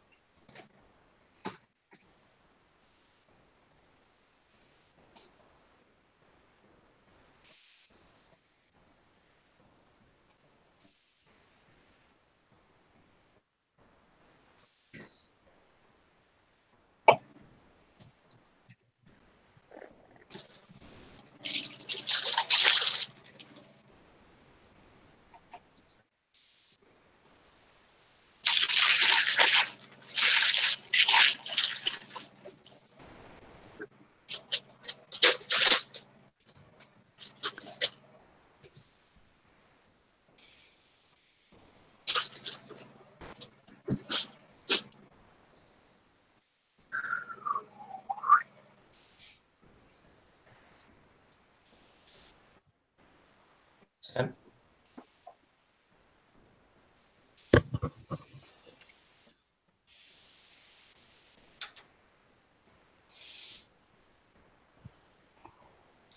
Taking its time. There it is.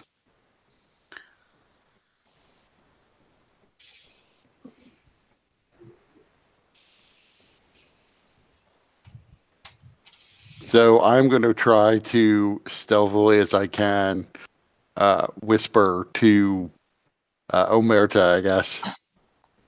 There's some figures that are poking from around the sides of the trees, but they disappear as soon as I take a look at them closely.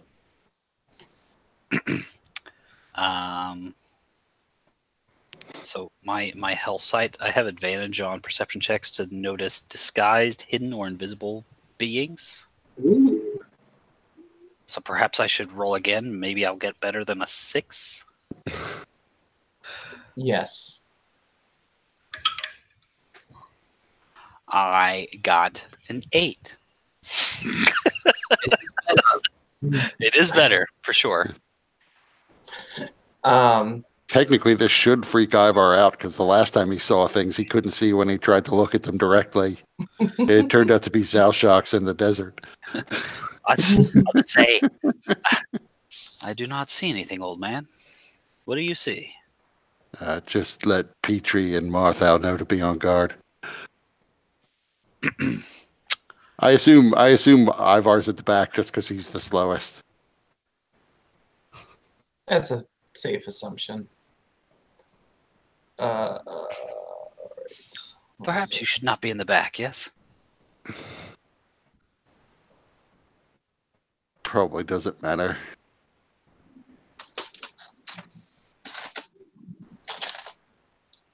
But he does unsling his bow and have it in his hand.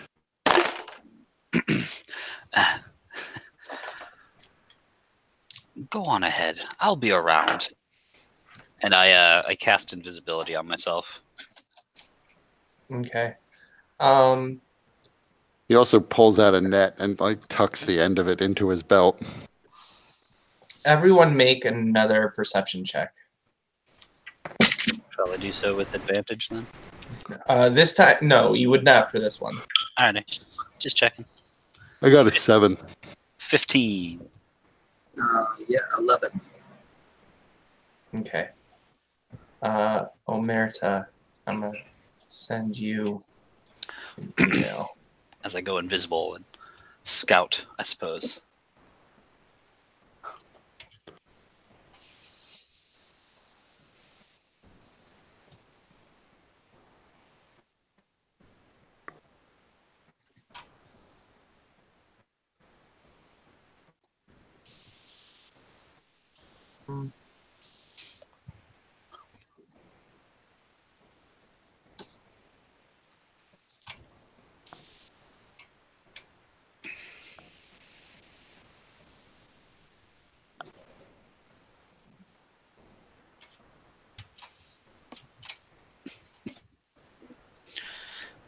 So since he's gone invisible, I will use the message cantrip to let Petrie and Marthal know in whispers that they should be ready.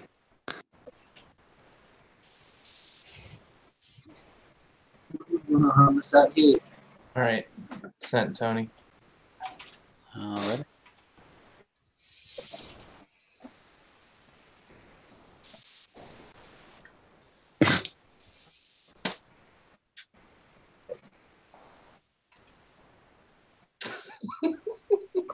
Good to know, Dustin.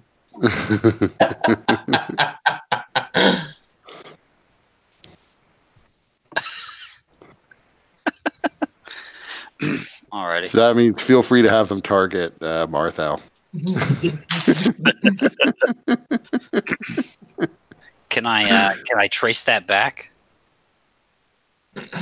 So when you look, there's nothing there currently.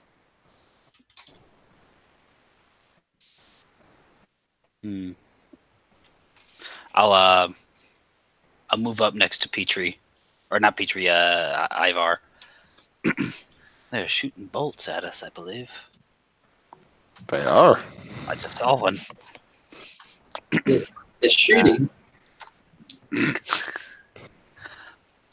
Perhaps we should speed this up. Yes. Get moving quicker. Like you want us to run? Is that the translation of perhaps we should speed this up? When you're ready.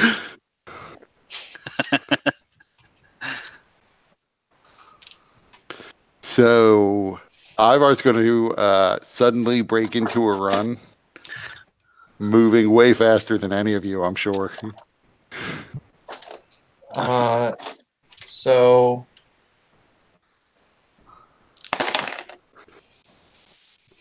as you do that, there are suddenly, and this one is much more audible and noticeable to everybody, there's a thunk, thunk, thunk in trees trailing behind Ivar, each one having been where Ivar had been only moments before, but his speed just being too great.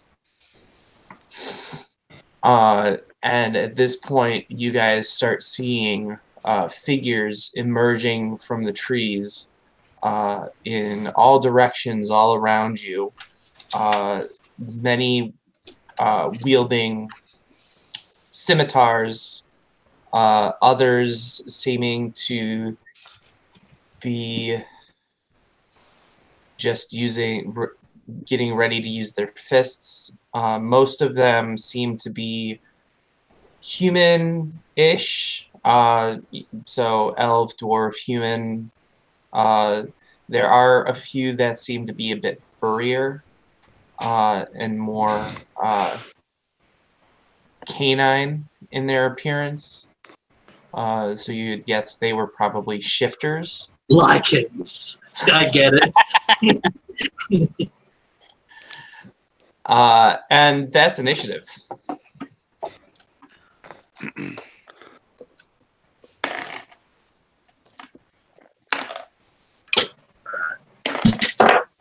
We got a 21.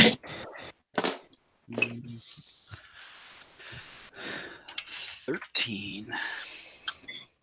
Ooh, a nice round 6.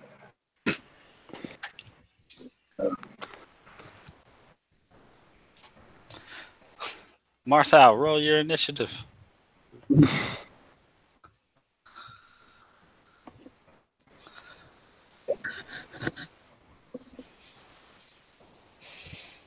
He did.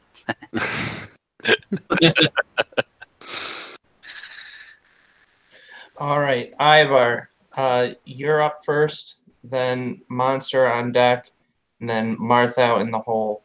So Ivar, what you see is this is a very dense forest, and you see literally in all directions a number of individuals that seem to be emerging and focusing in to attack. Some of them seem to have some kind of blow dart. Others just have their own, like they're using even though they don't have claws, they seem like they're getting ready to just run at you with their open hands. Strangely, some of them already have blood flowing from their and covering, like dripping from their arms. and then some others seem to be wielding scimitars. So rough estimate of the numbers, like a dozen, 2 dozen, Right cast of now, thousands. right now, you can safely say that there are a dozen. Okay, I am going to shoot my longbow at, I guess, 2 of them. I'm going to try to pick off 2 of the people with the blowguns. Okay. And I'm going to use my bonus action to use Kensai shot to add a little damage to it. Okay. And what the hell? I'll use sharpshooter too. That is 21 and a 26. Both hit.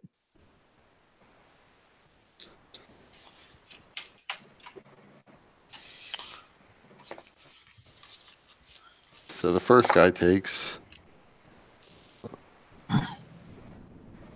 The first guy takes 18. And the second guy takes 21 points of damage. All right. Describe how you kill them. So they all pop out around me. I had my bow in my hand. I reach back and pull 2 arrows. One I have just off to the side. I pull back and shoot. The first guy I catch just dead on square in the chest, and he falls over. I then re-aim to another person and shoot, and it flies up his blowgun into the back of his mouth, and he falls over dead. All right. So then now a couple of them are going. 2 of them are going to continue to fire their blow darts at Ivar.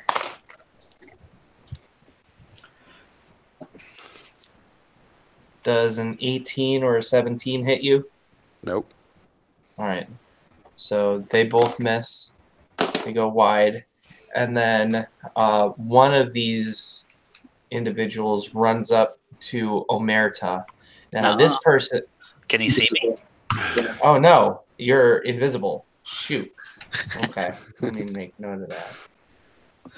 Not Omerta. Petrie.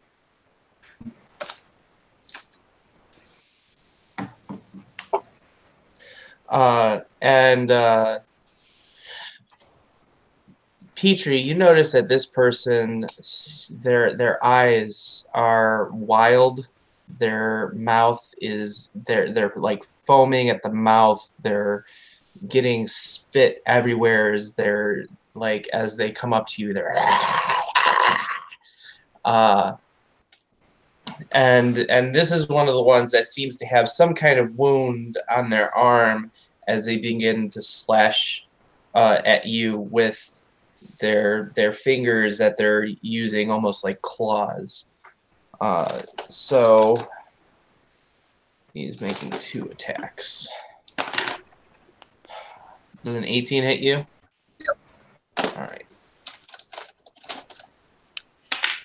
So you take 3 damage and need to make a Constitution saving throw. Probably use an extra roll. Let's go get yes, 17. Okay. Marthau, if you're listening, you're up. Omerta's on deck, and more of these guys are in the hole.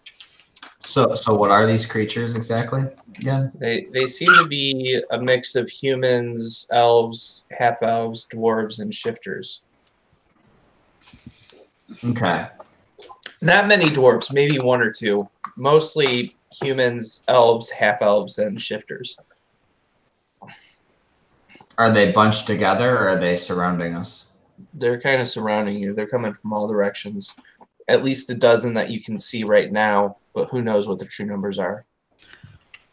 Okay.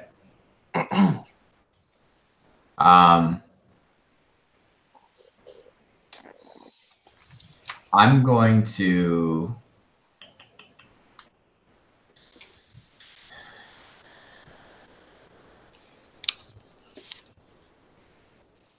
Hmm.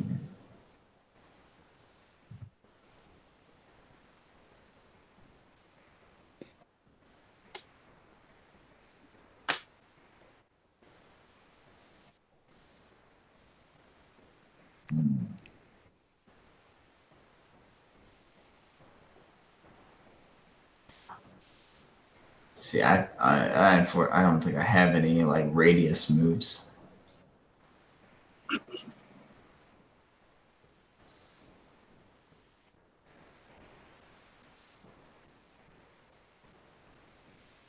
Okay. So what I'm going to do is I'm going to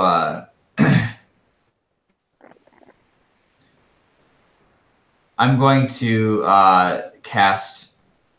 So Martha starts like waving his hands in the air, and he points towards just one of the directions where of the surrounding, and colors start to fly out, and he's gonna cast hypnotic pattern. So it's a 30-foot cube within range. So I'm gonna plop that cube, on one of the advancing lines, so at least stops them there. So they have to make a wisdom save.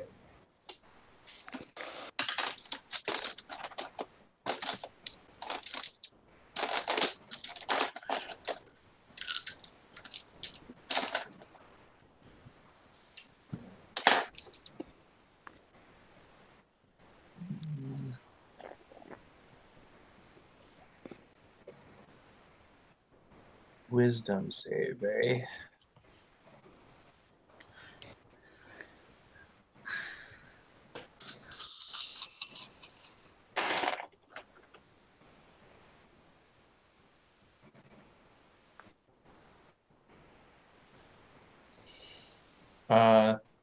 So they all rolled really well. So, well, but so it's anybody that can see this, right? Or is it just those within a 30-foot cube? It's within the 30-foot cube. Each creature in the area who sees the pattern. So they would be within that 30-foot cube. Okay. You know what? Based on their condition, they have disadvantage. I'm not going to tell you what their condition is, but... All right. All but one of them seem to be suddenly stopping dazed. So you've managed to impair 5 of them. Nice. And then, does there look like there's any sort of leader of the group? Or do they all kind of look like, the same? Besides different races and stuff. Go ahead and give me an investigation check or an insight check. Investigation or insight, either one. That's a investigation or insight. Oh, insight is the better stat. So that's a 20 non-natural. Okay. You don't know if there's any particular leaders, but there are a few of them that appear to be dressed a bit differently. That seem to have much more... The way they stand, or the kind of something about their appearance makes them seem a bit special. Gotcha. Okay. But you can identify those. That's my turn. So, with those that are enthralled, do they get additional saves? Let me check. No, they don't. They can be like roused. and you can't damage them. They'll automatically come to if they're damaged, but Okay. it's one of the few spells that doesn't allow end of every turn saves. Or if someone else uses an action to shake it. Right. Okay. They can be roused. Yeah. I can tell you just based on the way most of these things are acting, that's not going to happen. Omerta, you're up. Bad guys on deck. Petrie in the hole. Alrighty. Roughly how far away are they? So there are a few that are within, like, getting close to melee range. Others are probably about 20 feet away, 30 feet away. They're kind of coming in from all directions. There's a lot of them, and it seems to be more coming. Then let's see here. I believe this is a bonus action. No, it's an action. Okay. My invisibility drops as I begin to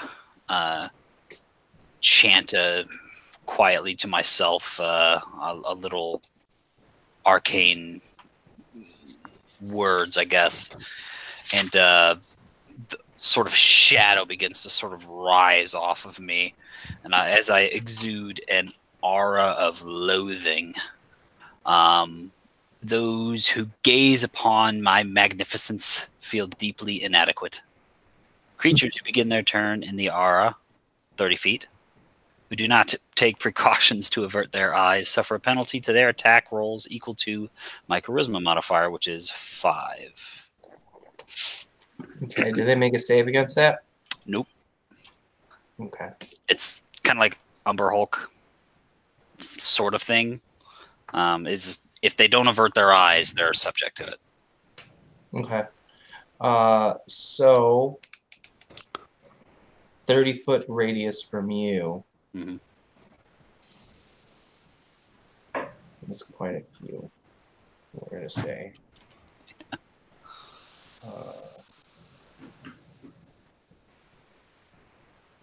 Pretty much anyone that's attacking you is probably within 30 feet. So we're just gonna say that they all get the -5.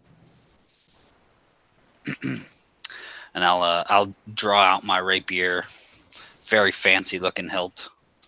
I imagine a black blade, honestly. How long does this effect last? 10 minutes.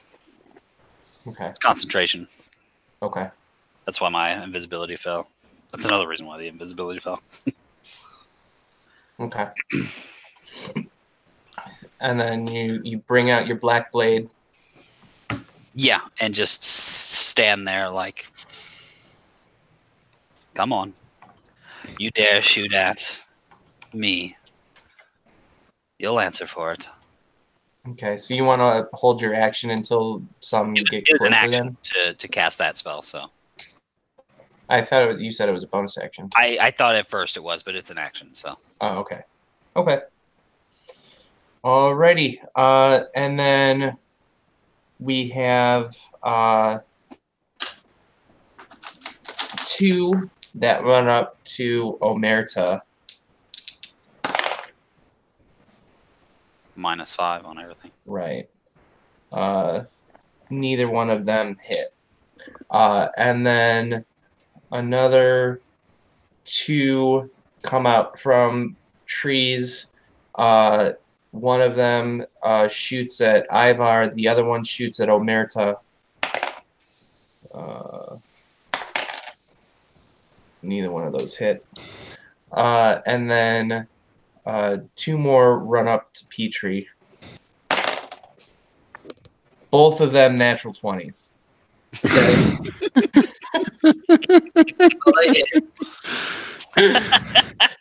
Like I have to show you guys. Hey, remember that time when your character came back to life? Yeah. I remember that. It was good times. Both natural 20s. What am I infected with? Petrie becomes a lichen would be an excellent end to this adventure. All right. rolling to confirm. 2 more natural 20s. Thankfully, they didn't confirm. One of them, even with the -5, was this close. But they still deal max damage. So one of them's got scimitar. So that's 8 slashing damage, and then another one's got their hands that they're using kind of slash at you. So that's 5, and then you also have to make another Constitution saving throw.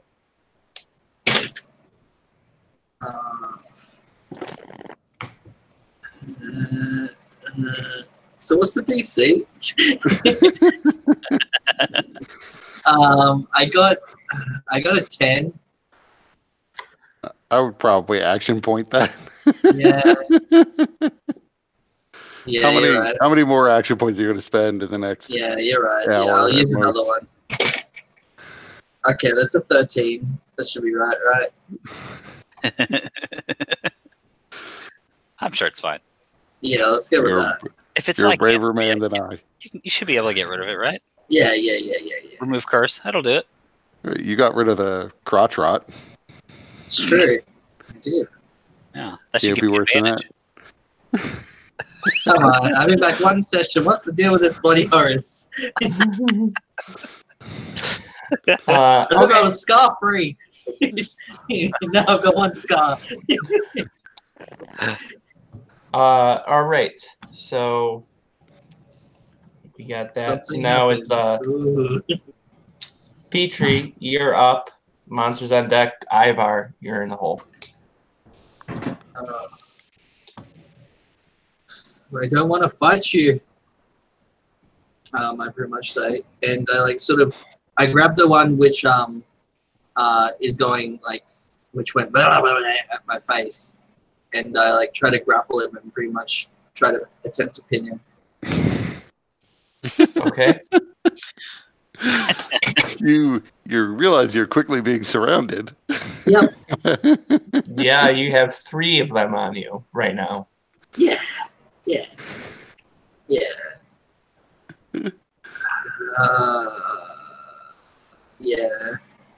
I think this is what Petrie would still do. It's fair. All right, that's a 17. You grapple him. Cool. And I'm pretty much just telling him that I don't want to hurt him, and I am. Yeah, that's pretty much it. And yeah, that's it. You have extra attack, right? You could go for the pin. Yeah, okay, yeah, I'll go for the pin. Yeah, I got the extra attack. I wouldn't do anything else with it, so. Yeah, that's a 24. You pin him. Okay. You realize, though, that by pinning him... they've got advantage on me, yeah, I know. Yeah. But they're at -5. Yeah, there's only so many nat 20s they can roll, right? Yeah, he's used up his nat 20s for the night. That's right. You're done now. We'll see. I have many dice that they're using. Okay. We're just here to talk to a talking tree. Leave us alone. So on this turn, I imagine Petrie and Omerta are fairly close, but Ivar is still kind of running through the forest, right? I started to run ahead. Once they all popped out, I would have stopped. Okay. So you're still a good, because what's your speed? Or, well, we lost Tony. Lost Tony. 40. How far are you? Yeah, so you're about 40 feet away from Omerta then, probably. Yep. So, let's see. Yeah, so you would escape this. So you guys notice that one of these individuals, one of the ones that Martha identified as being a bit special, pulls out this bottle that then begins to bubble over smoke, and you can see her kind of whispering over it, and then she goes, and suddenly the entire area around Petrie and Omerta is a deep, dark fog, and Omerta and Petrie you guys begin coughing and hacking, and each of you need to make a Constitution saving throw. Okay.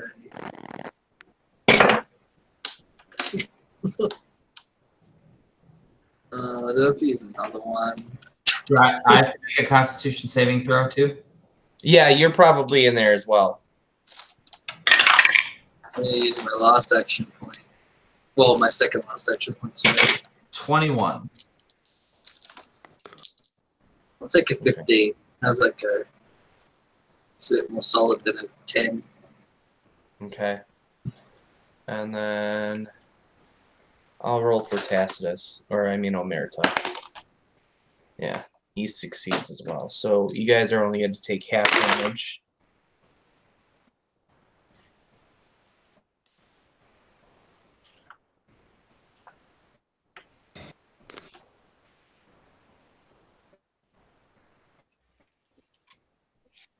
Well, at least maybe this will kill all the ones surrounding Petrie.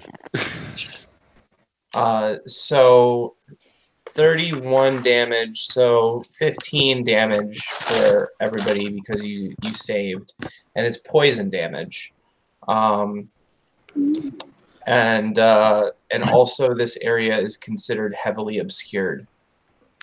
I was unaffected because I was in mallet space for a moment, right? No, but I rolled for you and you succeeded the saving throw. Oh, yay. So you take half damage, so you only take 15 poison damage. And you need to make your concentration check. Yep. 15. I forgot about that concentration check. That might be bad. Uh-oh. He's got action points. Yeah. +5. So I just need to make a 10. Yeah, DC 10. Oof, action point. Really? I got an 8. Come on, you fuck. There we go. 10 on the die.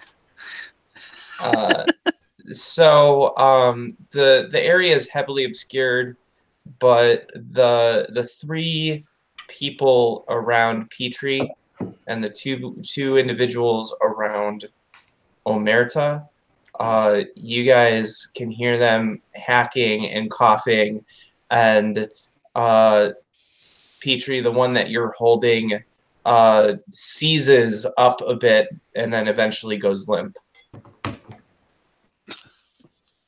Well, I didn't do it. I didn't do it, Tara.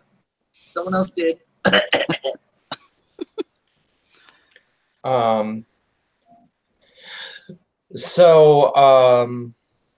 And then there's one more that is going to shoot into the cloud blindly at Marthau with disadvantage. I guess that was a spell, wasn't it? Might have been. That thingy. Because I have counterspell. Oh, it was a potion. No, this cloud. Yeah. Yeah, I didn't know. I wasn't here. I don't know. Yeah, sure. Yeah, Let's make sure I can't that I wasn't able to counterspell it. Well, it's too late now. So Marthau, you hear a bolt breeze past your ear, but it misses you. And then another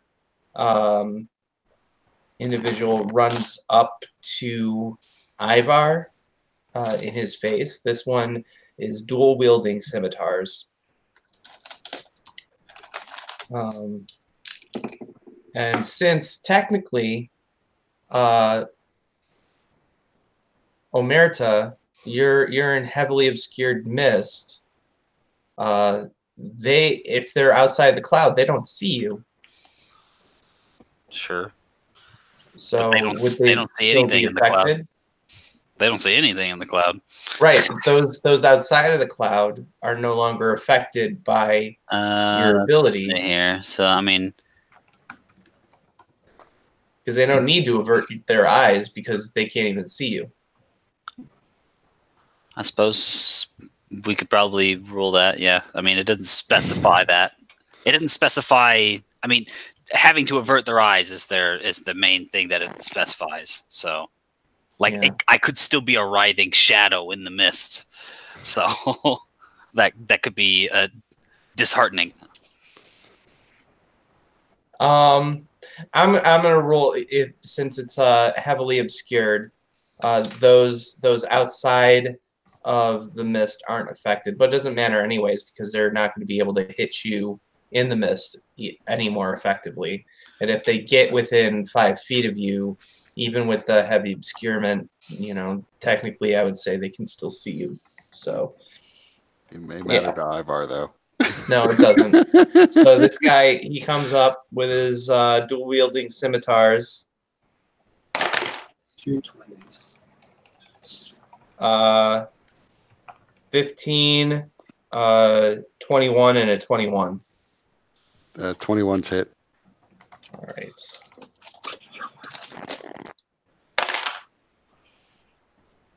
You take 10 slashing damage.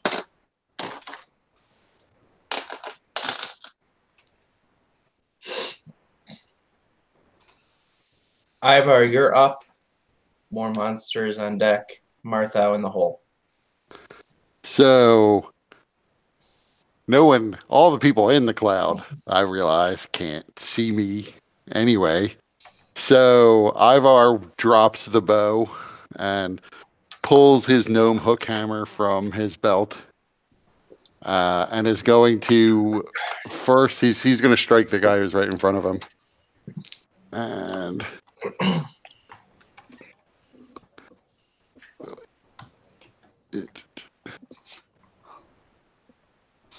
he is going to, well, let's see if I hit him first. What is he? Does he look, is he like armored? Very lightly. All right. As a bonus action, I guess I will use my, I guess I don't have to use, it's not an action. Okay. I'm just going to hit him twice with the gnome hook hammer first. That is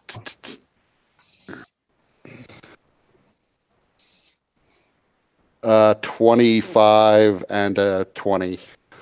Both hit. Okay. So it's 8 and then 7. And then I'm going to spend a Kai point to flurry of blows and hit him.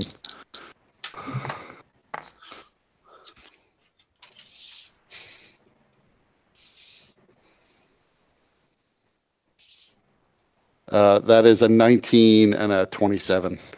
Both hit.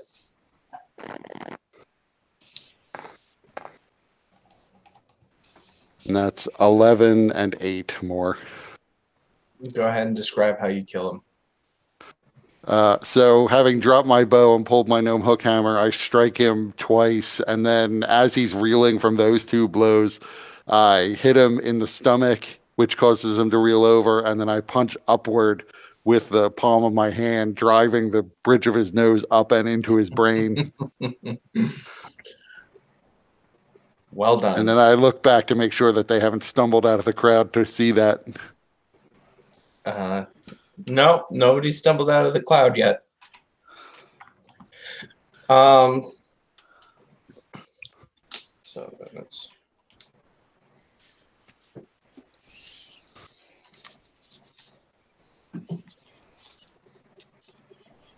all right. So now we got 2 more guys shooting at you, Iber. Both miss. And then there are some more of these ravenous, savage, whatever they are, foaming at the mouth, people running into the cloud. The minute that they run into the cloud, you hear them coughing and hacking. You don't assume that they get too far. And then Martha, you're up. Omerta is on deck. More of these guys are in the hole. All right.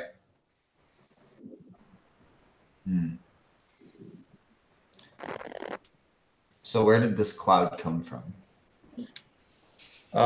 So one of the people that you identified as being Oh yeah, that's special right. in some way. That is okay. Sorry.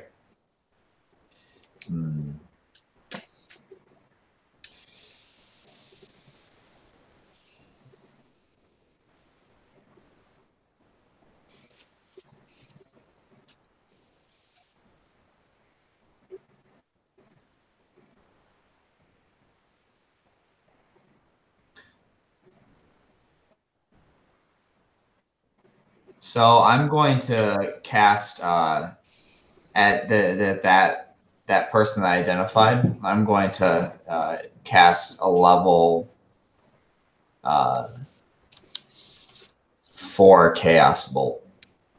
So you are currently in heavy obscurement because of the cloud. So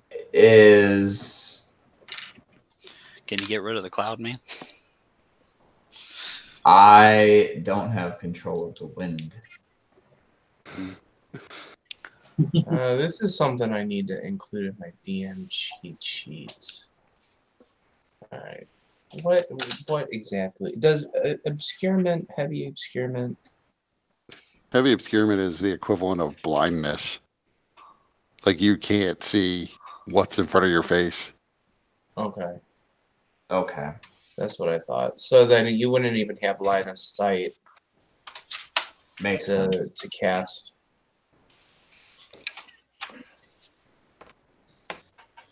Let's see. Yeah, everybody in the cloud suffers from the blinded condition.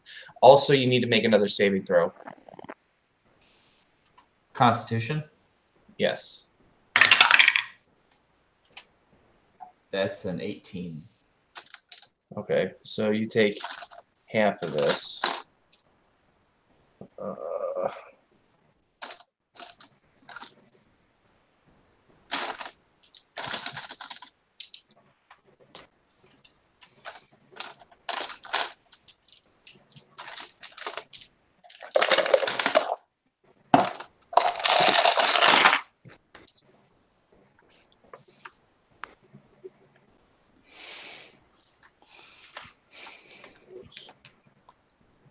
So you take half of 34, so you take 17 poison damage.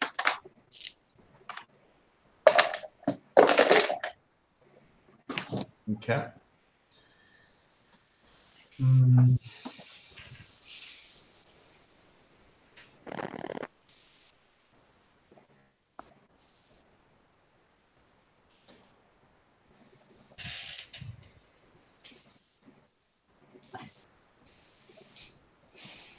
So what I think I'm going to do is just, since I have nothing that could actually get rid of this fog for anybody. Also, is your hypnotic pattern concentration? It is. Okay. You need to make 2 concentration checks. Both just DC 10. Yeah, I got a 12 and 18. Okay, so you maintain your concentration on your hypnotic pattern. So I'm going to move. I'm just going to try to move in the direction of that I cast the hypnotic pattern. Okay. To try to get out of the fog. Okay. Are you gonna spend your action doing that, or just your move action? Just my move action. Okay. And I'm just gonna see where I get from there. Okay. So roll me a percentile.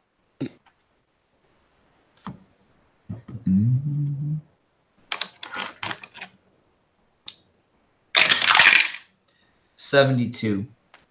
Okay. Give me either an athletics save or dexterity or acrobatics. Athletics check or acrobatics check. Natural 1.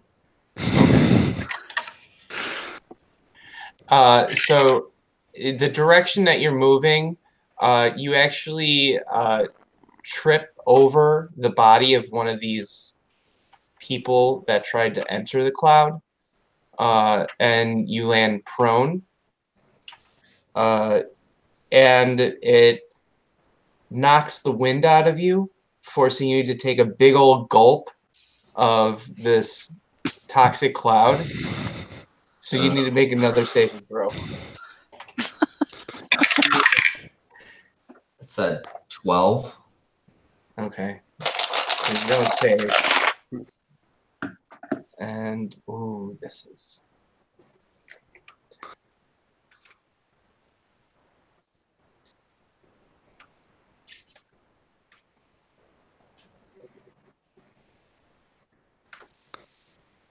$42 poison damage. Ooh. I rolled really high on that one.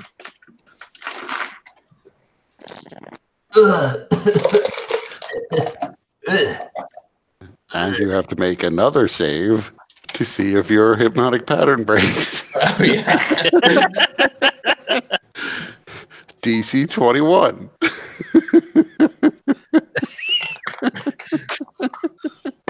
But not before you make a save, or so did I manage? I did manage to get out of the fog. So No, not yet.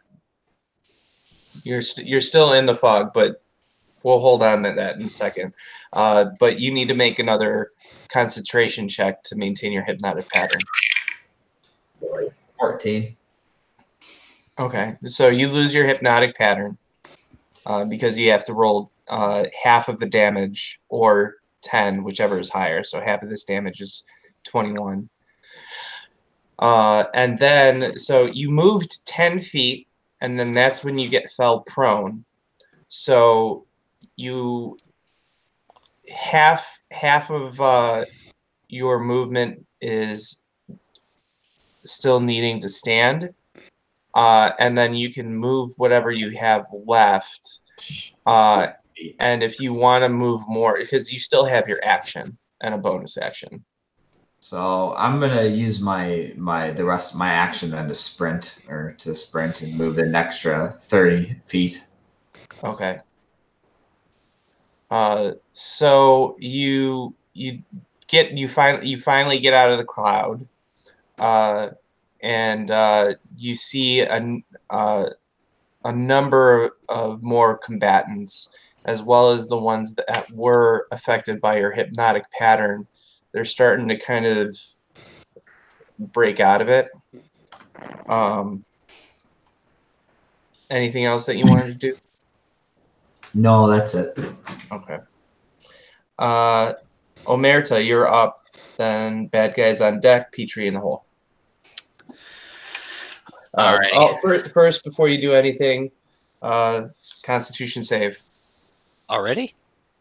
Yeah, Didn't I have to make start it of your turn. already? You're still in the cloud. Yeah, but I already took this damage. Yeah, You're breaking the game.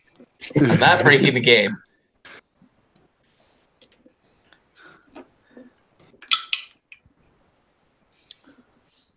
How's a 10 work for you? We tried this before, it's a no.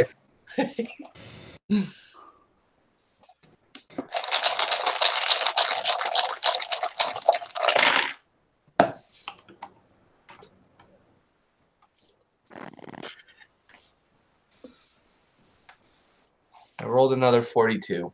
42 poison damage. Okay.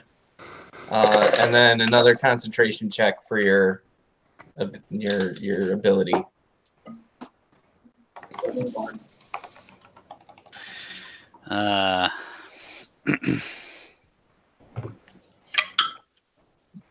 Hey, I made that.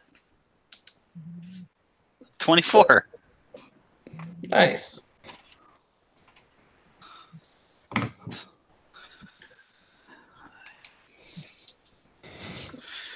This really is quite the nuisance here.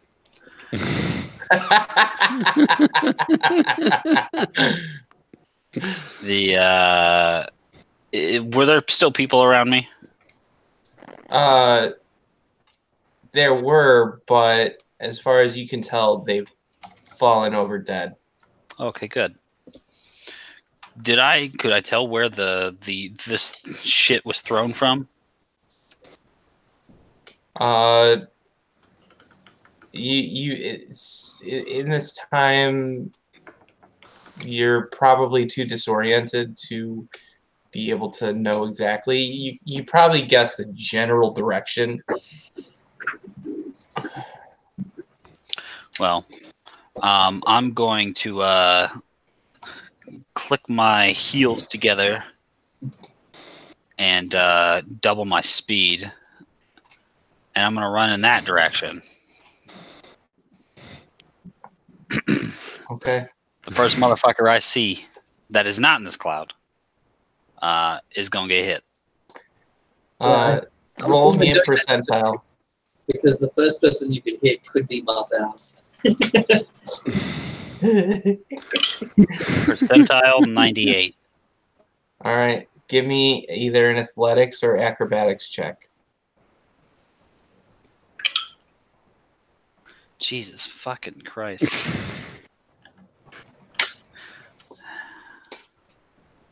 An action point.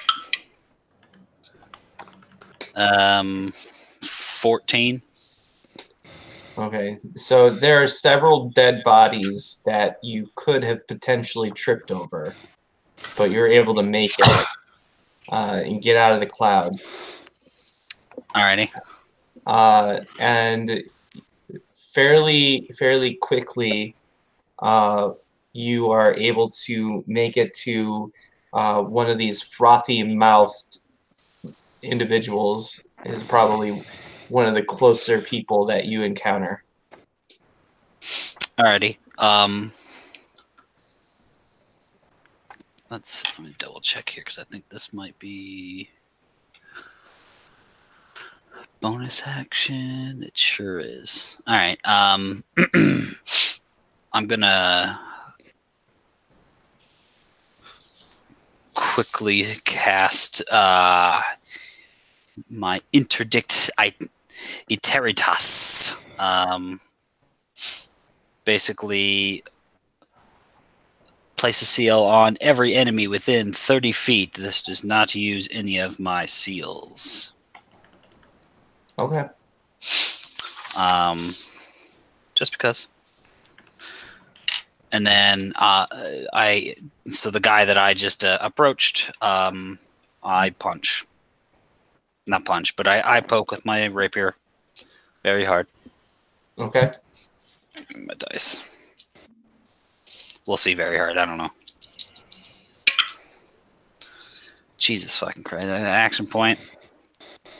Okay. I'm not going to stick with a goddamn natural one.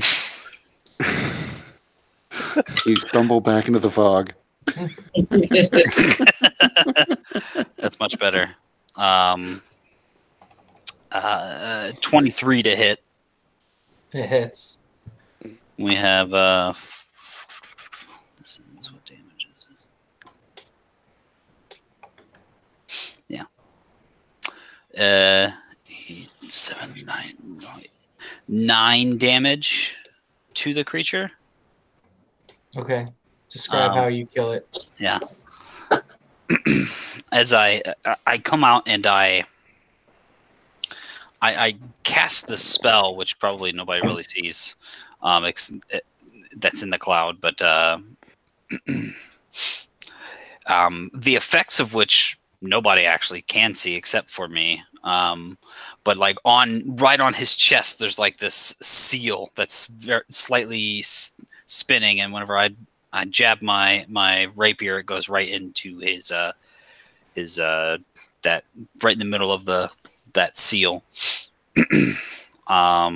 Does he tell me any secrets? You didn't use your first ability on him. I don't remember what it was. I gotta look it up. Hold on. It's only when It's a bonus action. Yeah. target dies after having that effect on them. All good. I'll move to the next person because I've got like 60 feet of movement right now. And then that's. Oh yeah, I do have 2 attacks. I attack that guy too. Okay, so you this one is one of the people with the blow darts. Okay. And you're making your way closer to the lady that put out the cloud. Oh, I go to her if I can. Yeah, you can. Yeah. And I attack her with my second attack. Was she within 30 feet of me whenever I did my my little seal? Yes, she was. Perfect. As I dash towards her quickly, weaving through whatever trees are in the way or whatever. I get real close and just tell the lady, next time, find somebody else to assault.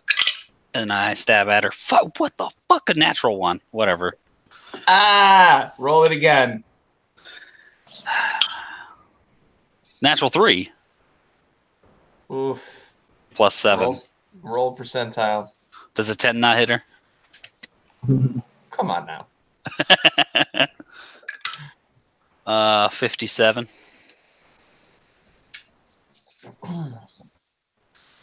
I ain't got no more action points. So, what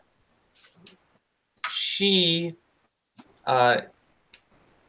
does is, as you step up to her, she actually kind of has this magical wave of her hand, and as you stab into it, the blade, your blade actually comes back out and stabs you. And you hit yourself, and like a portal, something sort of like that. Yeah. So you take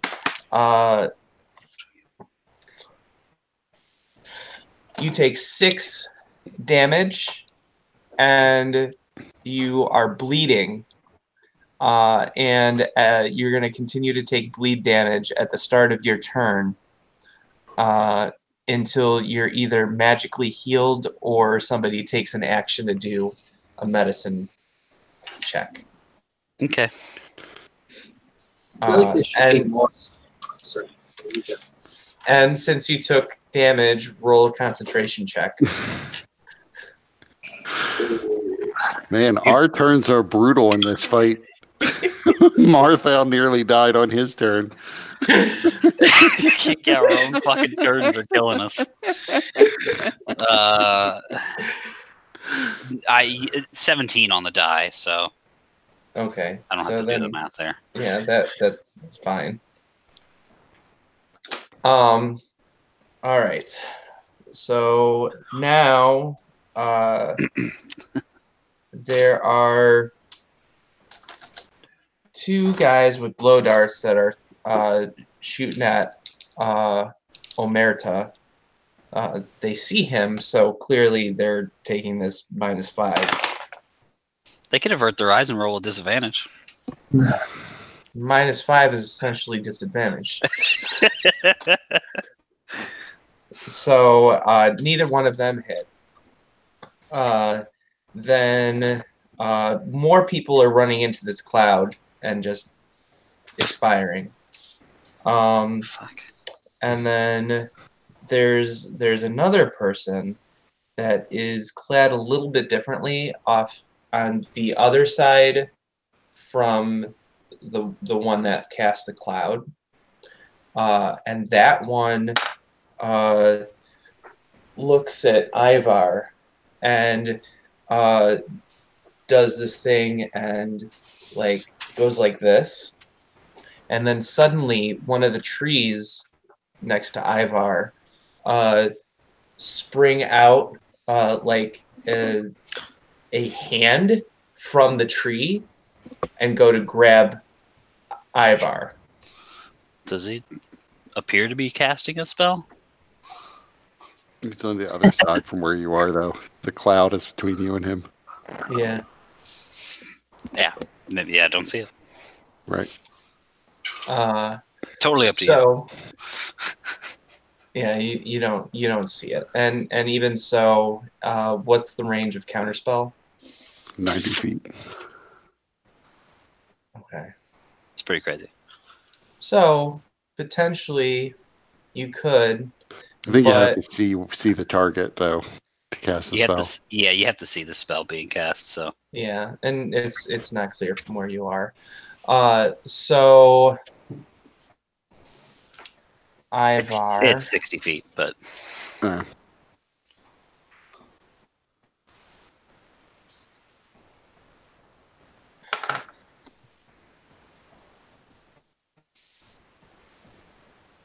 Okay, so this thing is trying to grapple you, Ivar. Okay. Hold on.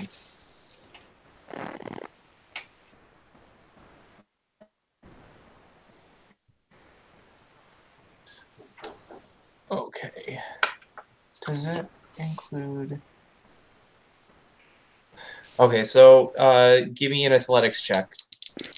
Athletics? Can I use acrobatics? No, it's athletics. it's a That's weird not grapple. 8. Okay. I'd use an action point, but I'm -1 no matter what I do. Yeah, and I rolled a natural 20. So you are grappled, and you also take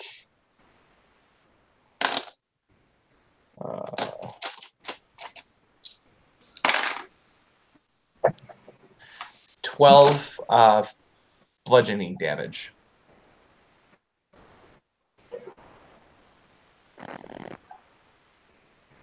Okay. Petrie, you are up. Give me a Constitution saving throw. What's this? What's 2? Oh, it's a save. Oh, yeah, it's only 2. So 15. Okay, so you only take half.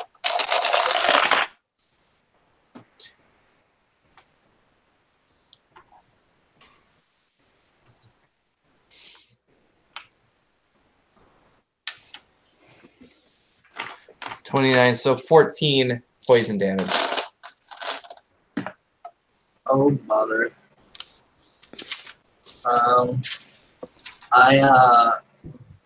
Unsure what to do. I sort of just pick it, like, because I wasn't sure where the poison came from. I was sitting on top of this guy and sort of just yelling at people. So I have no idea which direction to run. So I just run in a single direction and just try and sprint out of it. Okay. Roll me a percentage.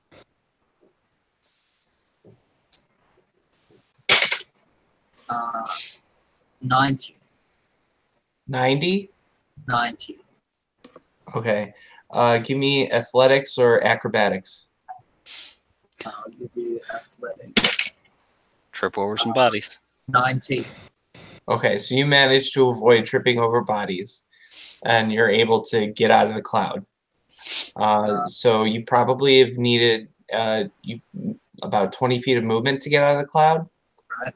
So you still have your action, move action, or rest of your move action if you have more than 20 feet of movement. What's around me? Where am I? Who am I close to?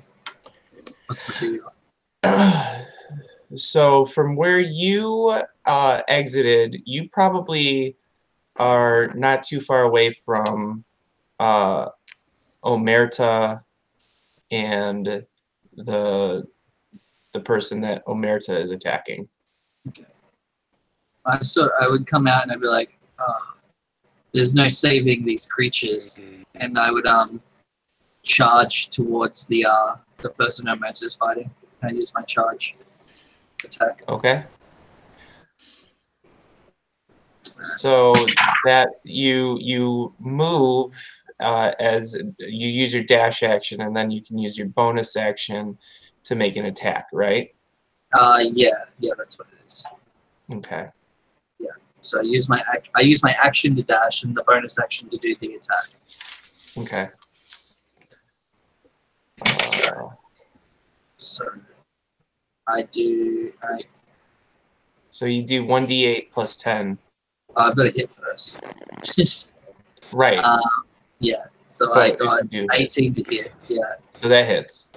And then I do 1d8 plus 6. I think that was it. 10. Plus 10. Okay.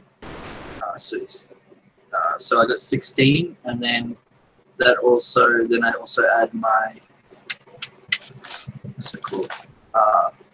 My Divine Fury as well, where I get 1d6 plus 6. I don't remember you raging. Yep, you're right. Oh yes, as while you're raging. Yeah, my bad. Yeah. This is my first time playing a barbarian. I mean, Petrie.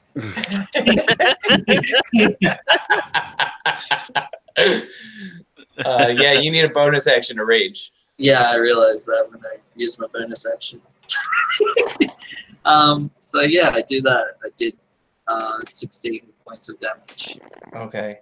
So this person is quite hurt, but she is still up, and she's maintained concentration on the cloud.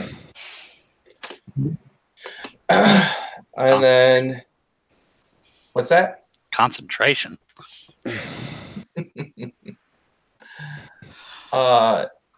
So this person that you see before you, she suddenly transforms into a large bear. And let's see, where's bear stats?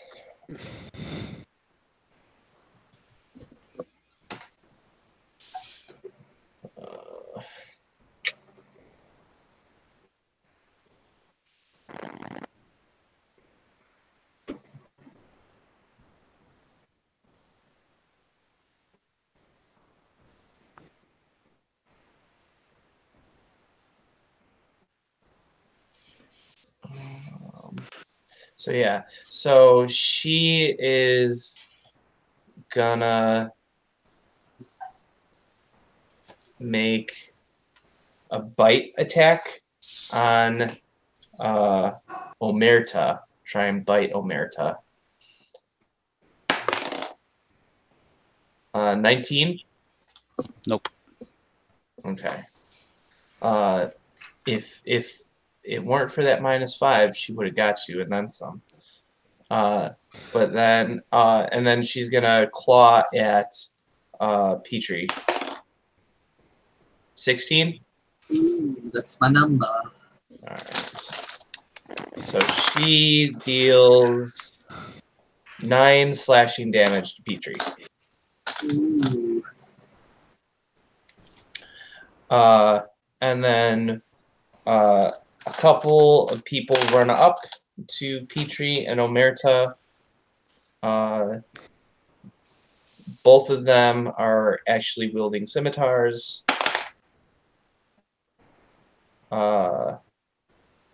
They miss. And then Ivar, you're up. Okay. Am I grappled or restrained? You're grappled.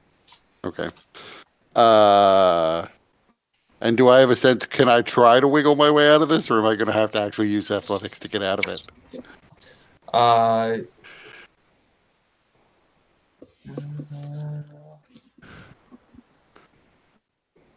So you'd have to use action to try and break the grapple. Right. But if I did, could I use acrobatics or would I have to use athletics? The spell says it's athletics. Okay. Then I am going to, since I have the hammer in my hand, beat on the tree. So first attack I take with my hammer. Oh, wait a minute. Did I mess this up? I may have messed this up. I did mess it up. All right. So give me 2 athletics checks or acrobatics. It's a 22 and a natural 20. Okay, so the 22 29. wouldn't have worked. But you with the natural 20, you were able to break out of the grapple.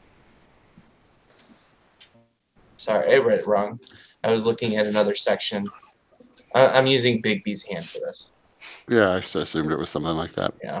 Okay, that's my action then. I will use my move action to get up to the guy who seems to have brought this tree to life.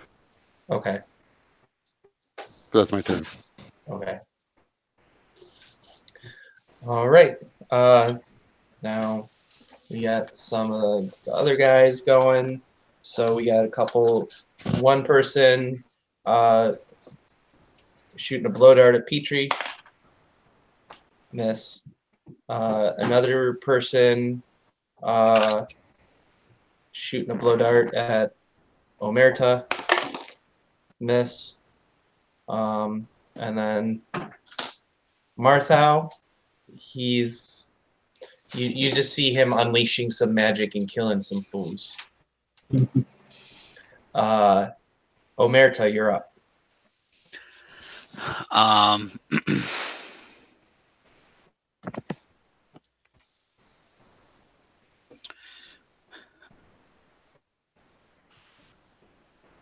Might be worth doing this.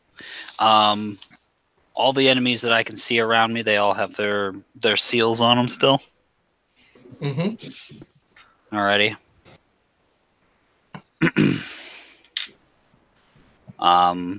As an action,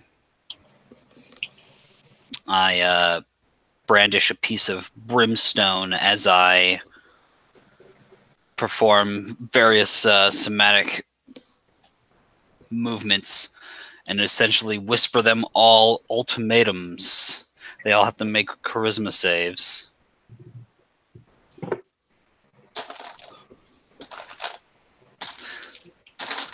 All enemies within, or basically consume all seals on all enemies within 30 feet. Charisma saved, suffer 5d10 necrotic, half as much on a success.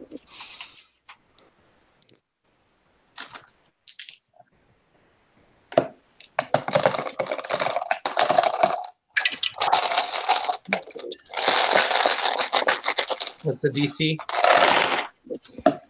17. Oh wait, it's half as much on a save? Yeah. 17 is the DC. Okay.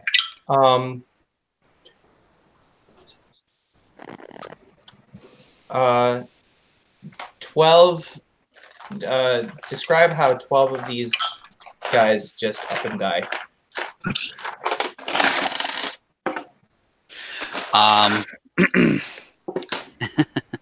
This does include the lady right in front of me.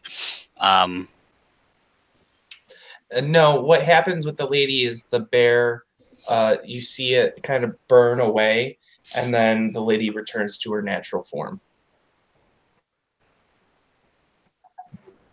Okay, like she was in a druid wild shape sort of thing. Mm-hmm. Got it. Just no bleed over. The total damage, by the way, I rolled was a 28. A couple of low fucking rolls. But yeah, so they hear these whispers in their head, and they just can't get it out, and they just their body sort of withers, and they just slump over dead.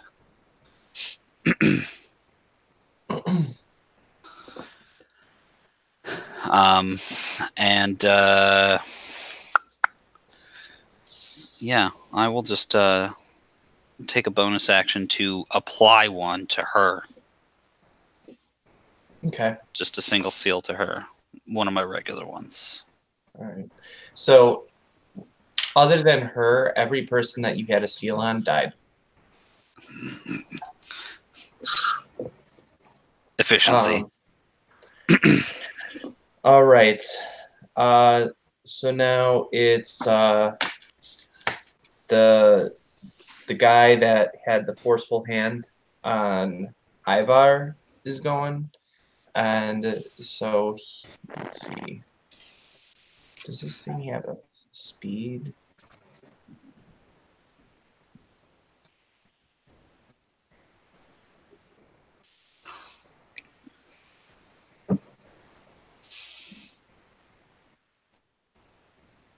It can move up to 60 feet. So it is going to once again, well, actually this time it's just going to wrap around. You see the hand kind of turn and then accelerate.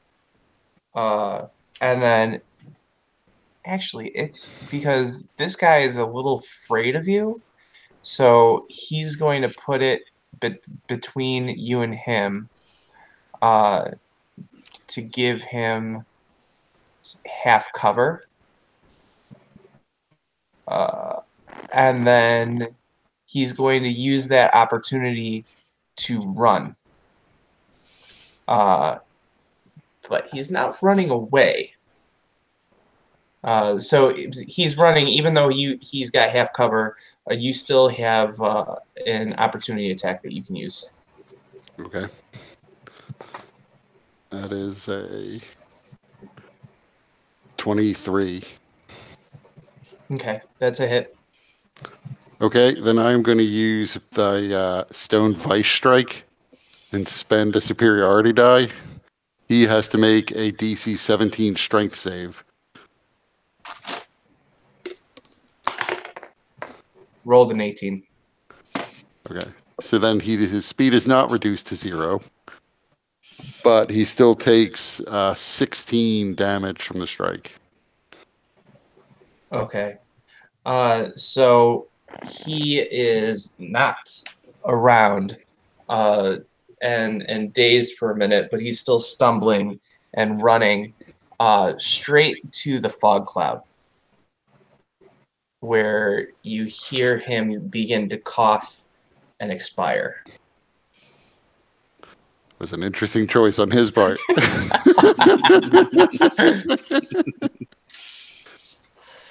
And then there is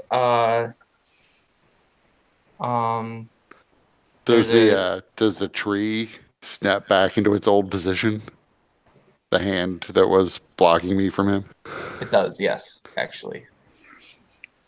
Well, no, that it stays there. It's no longer moving, but the wood and the tree it's still there. So it doesn't snap back. It just now it's a weird tree.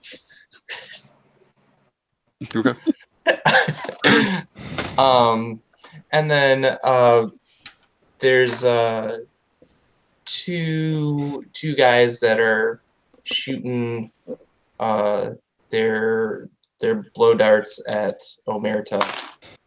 Both miss horribly. And then Petrie, you're up. All right. So it's just this lady who's in front of me. Yes. She's still alive. Yes, but she's hurt pretty bad. Oh, good. I'm gonna grapple her and pin her, and pretty much yell at her, be like, "Take us to the talking tree, damn it!" All right. Alright, I got 19 for my first one.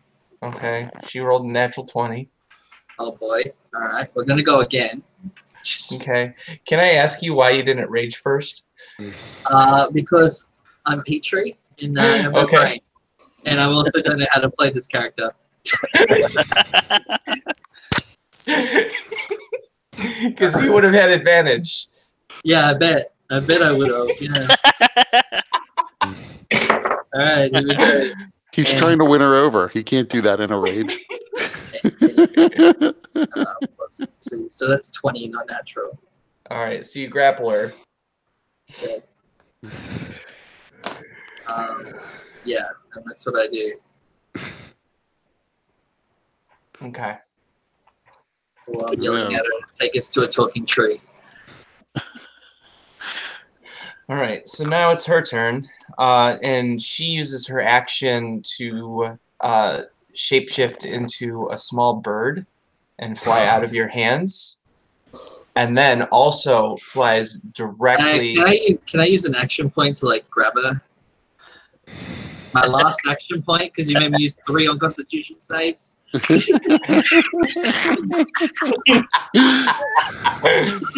Okay. Alright. I'm rolling like athletics or something. Yeah, okay. 8 on that. It's 20. Oh, no, it's not. It's 19. Okay. She rolled 16. Got myself a bird. Good. Hopefully, it can speak common. So it's like squawking very loudly. So you're gonna take us to that damn tree. And then so there are even more of these things coming. You see a few of them run into the fog cloud. And you can hear them coughing and dying in the fog cloud. And then one of the guys runs up to Ivar. This one seems to be bleeding from their hands in some way. So first attack, miss. Second attack, miss. Guys, we're fighting zombies. I'm a bit worried that they're like the poison cloud's gonna go away and a bloody shambling mound's gonna come out of corpses, like from the plague lands or wherever we were. All right, so Corpse Remember what Anno said? Everything is a prelude to the even worse fight afterwards. Yeah. Don't use all your spell slots in the first fight. There's 2 more to go. all right, Ivar, you're up. So there's this one in front of me. Yeah. First up, I hit him with my hammer. That's 19. Hit. That's 10 points of damage. Okay. Describe how you kill him. As he comes up and swipes at me, I'm little and quick, so duck under his blow, but swing my hammer back, embedding the spike part of the hook hammer in the back of his head and taking him to the ground, and then yanking my hammer back out. Then I'm going to start to move around the cloud, since I assume I don't see any of my people on this side. No. Yeah, I'm hoping they're not all dead inside the cloud. So yeah, you're able to move around the cloud, and you see. I'll pick up my bow as I go. Okay, and just as you move around the cloud, you see Petrie grab this bird. So priorities, Petrie. Yeah. You can go bird watching later. Martha continues unleashing magic that is just decimating the continuing horde of creatures that are just continuing to close in. Then Omerta.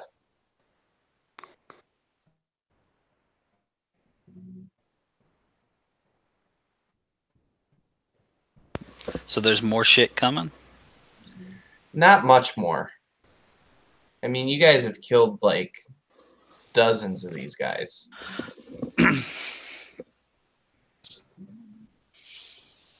All right.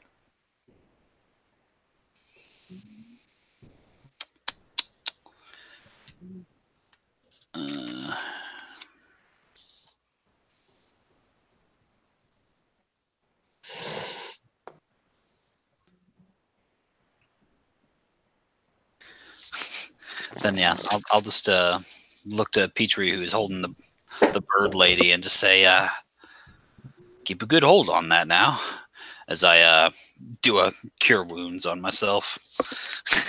Probably 3rd level. Oh, I forgot the bleed damage. God damn it.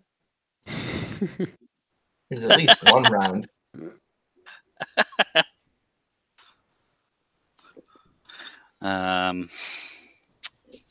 And then yeah, I don't think I'll. How many people are coming? There's probably like only 5 more. Let me heal myself right quick. Hold on.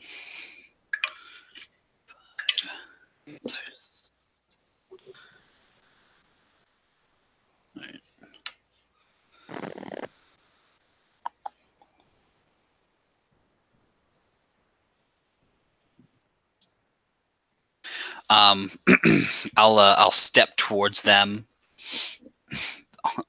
This shadowy aura. It's almost like a black fire, like just radiating upwards as I move towards them. Just just look at them like, come on. Do you really want to continue going forward? Run along now. What does this effect have?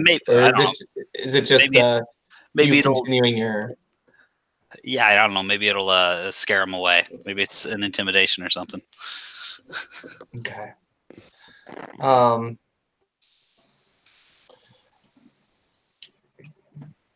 Okay. My inside shit. So maybe they're zombies and they don't pay attention. Roll an intimidation. 24. Okay. 2 of them give pause, but the 3 of them are just, they seem too feral to even care. Okay. All right. So the 3 that are continuing to move in on you, 2 of them attack you, 1 of them attacks Petrie.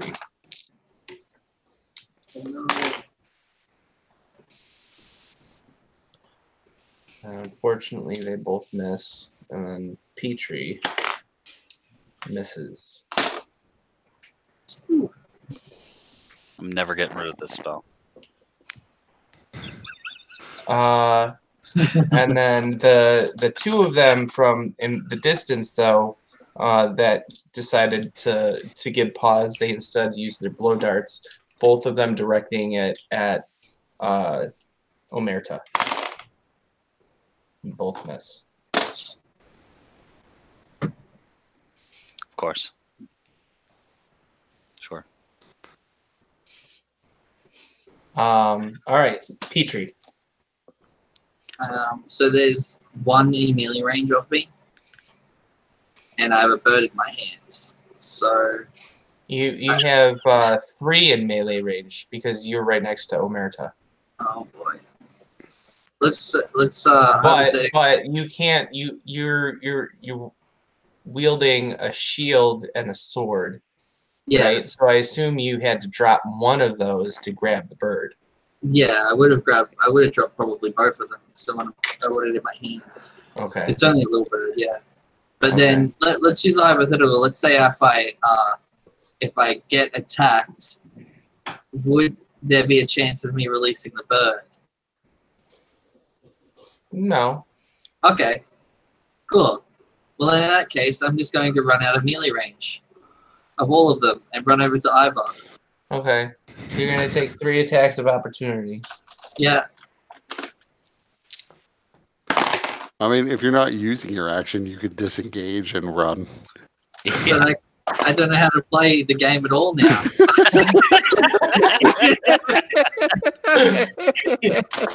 All right.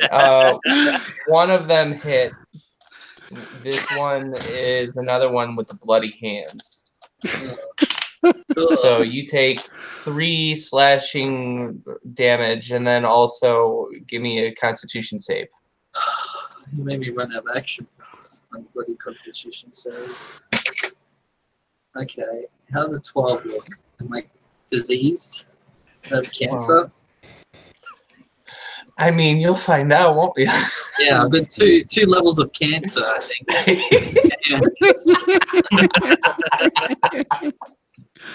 All right, so where are you running? I run over to Ivar and I say, "Hey, Ivar, you got a cage or something? I got a bird." Why would I have a cage? I don't know. You've got all sorts of stuff. You should have a cage in there, right? Anyways, can you hold on to this? And I try to hand you a bird.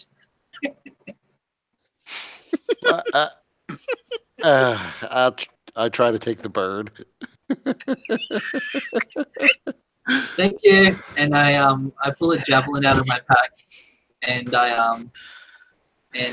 I get hyper focused because I rage finally. Okay, so wait a minute. As you give the bird to Ivar, that's going to give it an opportunity. That's going to give it an opportunity to escape. That's right. He's got action points. So, I don't know what this bird. I don't know what this bird is. I don't know that Ivar would make a special attempt. Well, no, it would be. It's Petrie's attempt to give it to you without letting it go. So Petrie, give me an athletics check.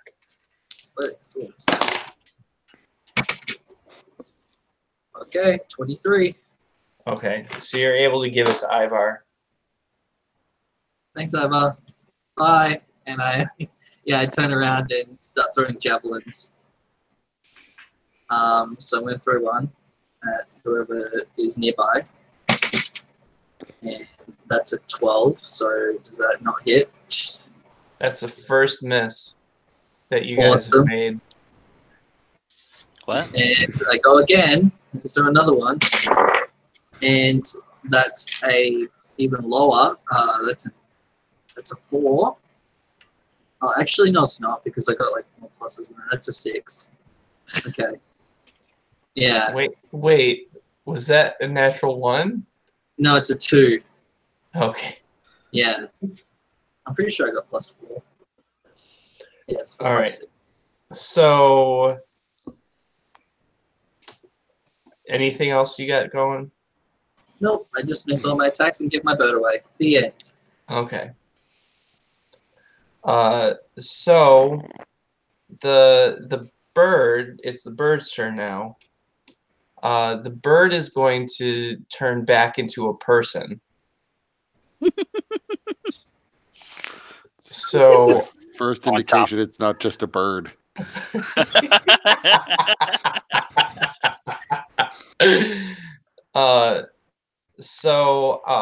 Ivar, you're not going to be able to hold on to it like that.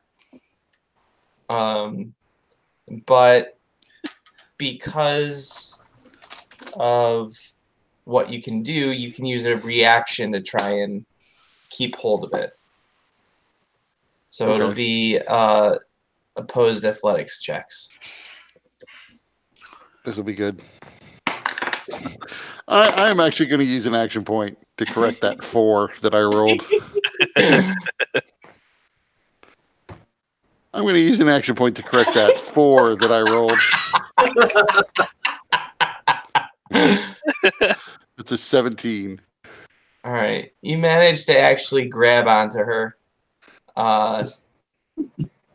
Probably fell the first time, but you grabbed onto her ankle, and so she's just kind of trying to drag you along. But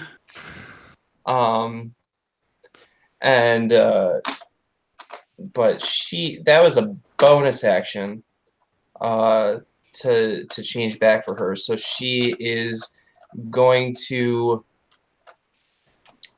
she turns to you, and then she produces this stuff and blows it in your face. And so give me a Constitution saving throw.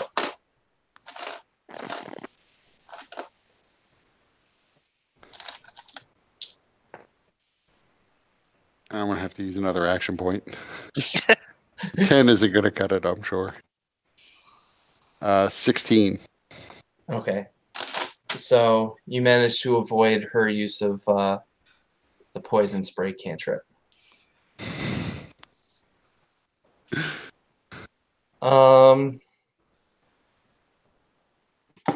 And it's your turn.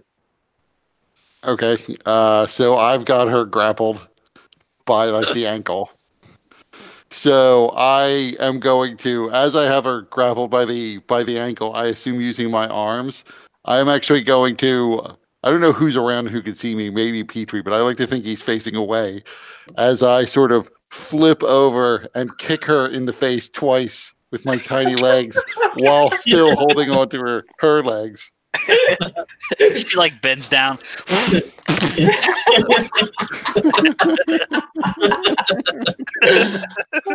the hell did those feet come from? So that is 16 and a 26.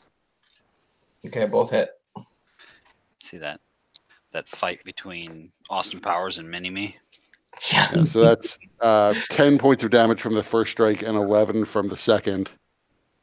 And then I'm going to spend a Kai point to Flurry of Blows. That's not as good, that one. It's a 13 and a 21. Okay. The 21 hits. She takes another 9 points of bludgeoning damage. Okay. Describe how she dies. So, as I said, grabbing onto her legs, he sort of flips up sideways, twisting his arms around so he's holding her like this, and just begins to kick her in the face, with the third blow landing on the side of her head, and you hear her neck snap a bit, and she tumbles over. Okay. So, with her death, the cloud shivers and seems to like vibrate almost, and it then begins coalescing and changing, and it actually begins to rise up a bit, and then there's different things that are kind of sprouting out from the cloud, until it takes a vaguely human shape with 4 legs. And it's a cloud like this. And you see like 2 points of bright light where you would expect a face to be. What'd you kill the bird lady for, damn it? And on that note, I think that's a good stopping point. Yeah. Round 2 fight. Yeah, we need to take Elmore's advice every time. Even all the time. Yeah, I didn't spend that much. I have resources left for this fight. I used a lot of hit points. Yeah,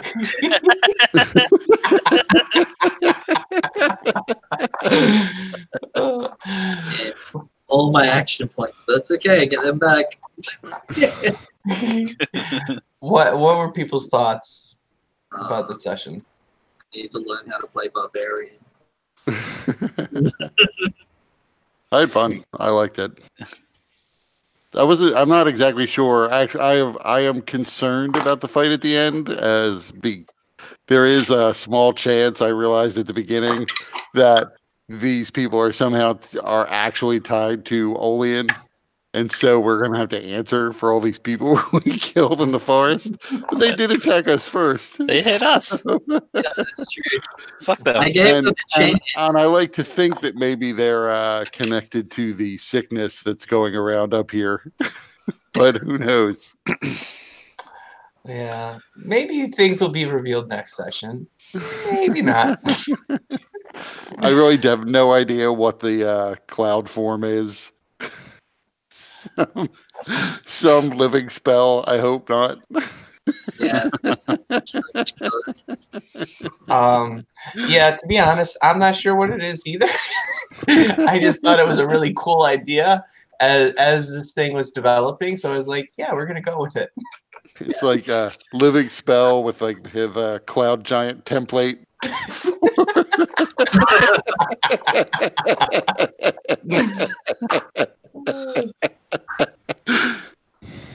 I really thought it was going to be like one of those, like the mini version of when we were in the Plague Lands or whatever they're called.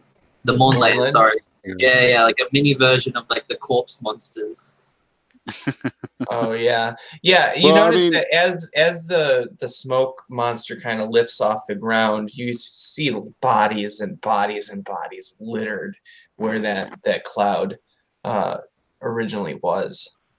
I was going to say that might partly explain why everybody was running into the cloud. They were somehow strengthening this creature. But I could see it being like a living cloud kill spell. Boy, Yeah, it caught me by surprise. I'm not used to spells like making a save when they're cast and at the beginning of the turn. It's not usual. Yeah, I thought that would throw you guys for a loop. I mean, normally there's a chance to avoid the second damage. yeah, I got Zero opportunity for that. I got hit 4 times before my second turn. Well, I think nobody got as fucked up as Marthal. Yeah. Marthal on his turn took massive amounts of damage because he tripped over a corpse, inhaled more gas. So first he had beginning of the round had to take damage from the cloud, and then as he tripped, had to take more damage. Yeah, I felt bad about that, but he rolled a natural one. Yeah, right. And it's like, well, good turn, Marthal. Good turn.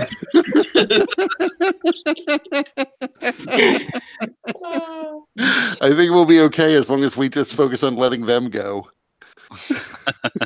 I mean, Yeah, that's the weird part about the fight was it's like on their turn, a lot of them are running into the cloud to die, and then on our turn, pretty much the same thing.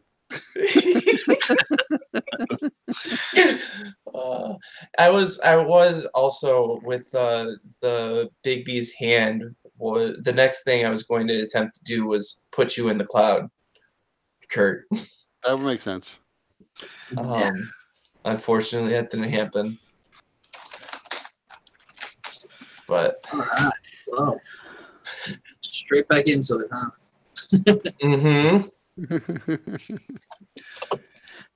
I also sort of like that Petrie came back with different abilities because it's like all 3 of us here have characters that now have somewhat different abilities from the last time we saw them.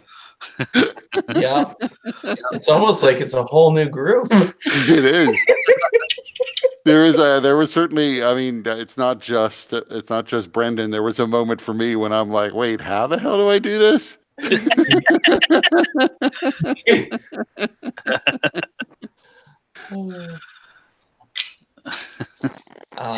Also, Tony, whatever that spell is that you're using, I hate it. Which one? Oh, yeah, it's so good. What let's save spell that is that? Aura of Loathing. It's a 4th level spell, so Which book is that in? I don't know that one. it's part of Matt Colville's Ill Rigor. Okay. Yeah, that is a nasty one. -5 to hit. I think it saved us a lot. And it goes for 10 fucking minutes, so I'm gonna keep this motherfucker up. Yeah. Well, it's like -5 to hit, or they have to avert their gaze. So So it's like they're fucked either way. Yeah.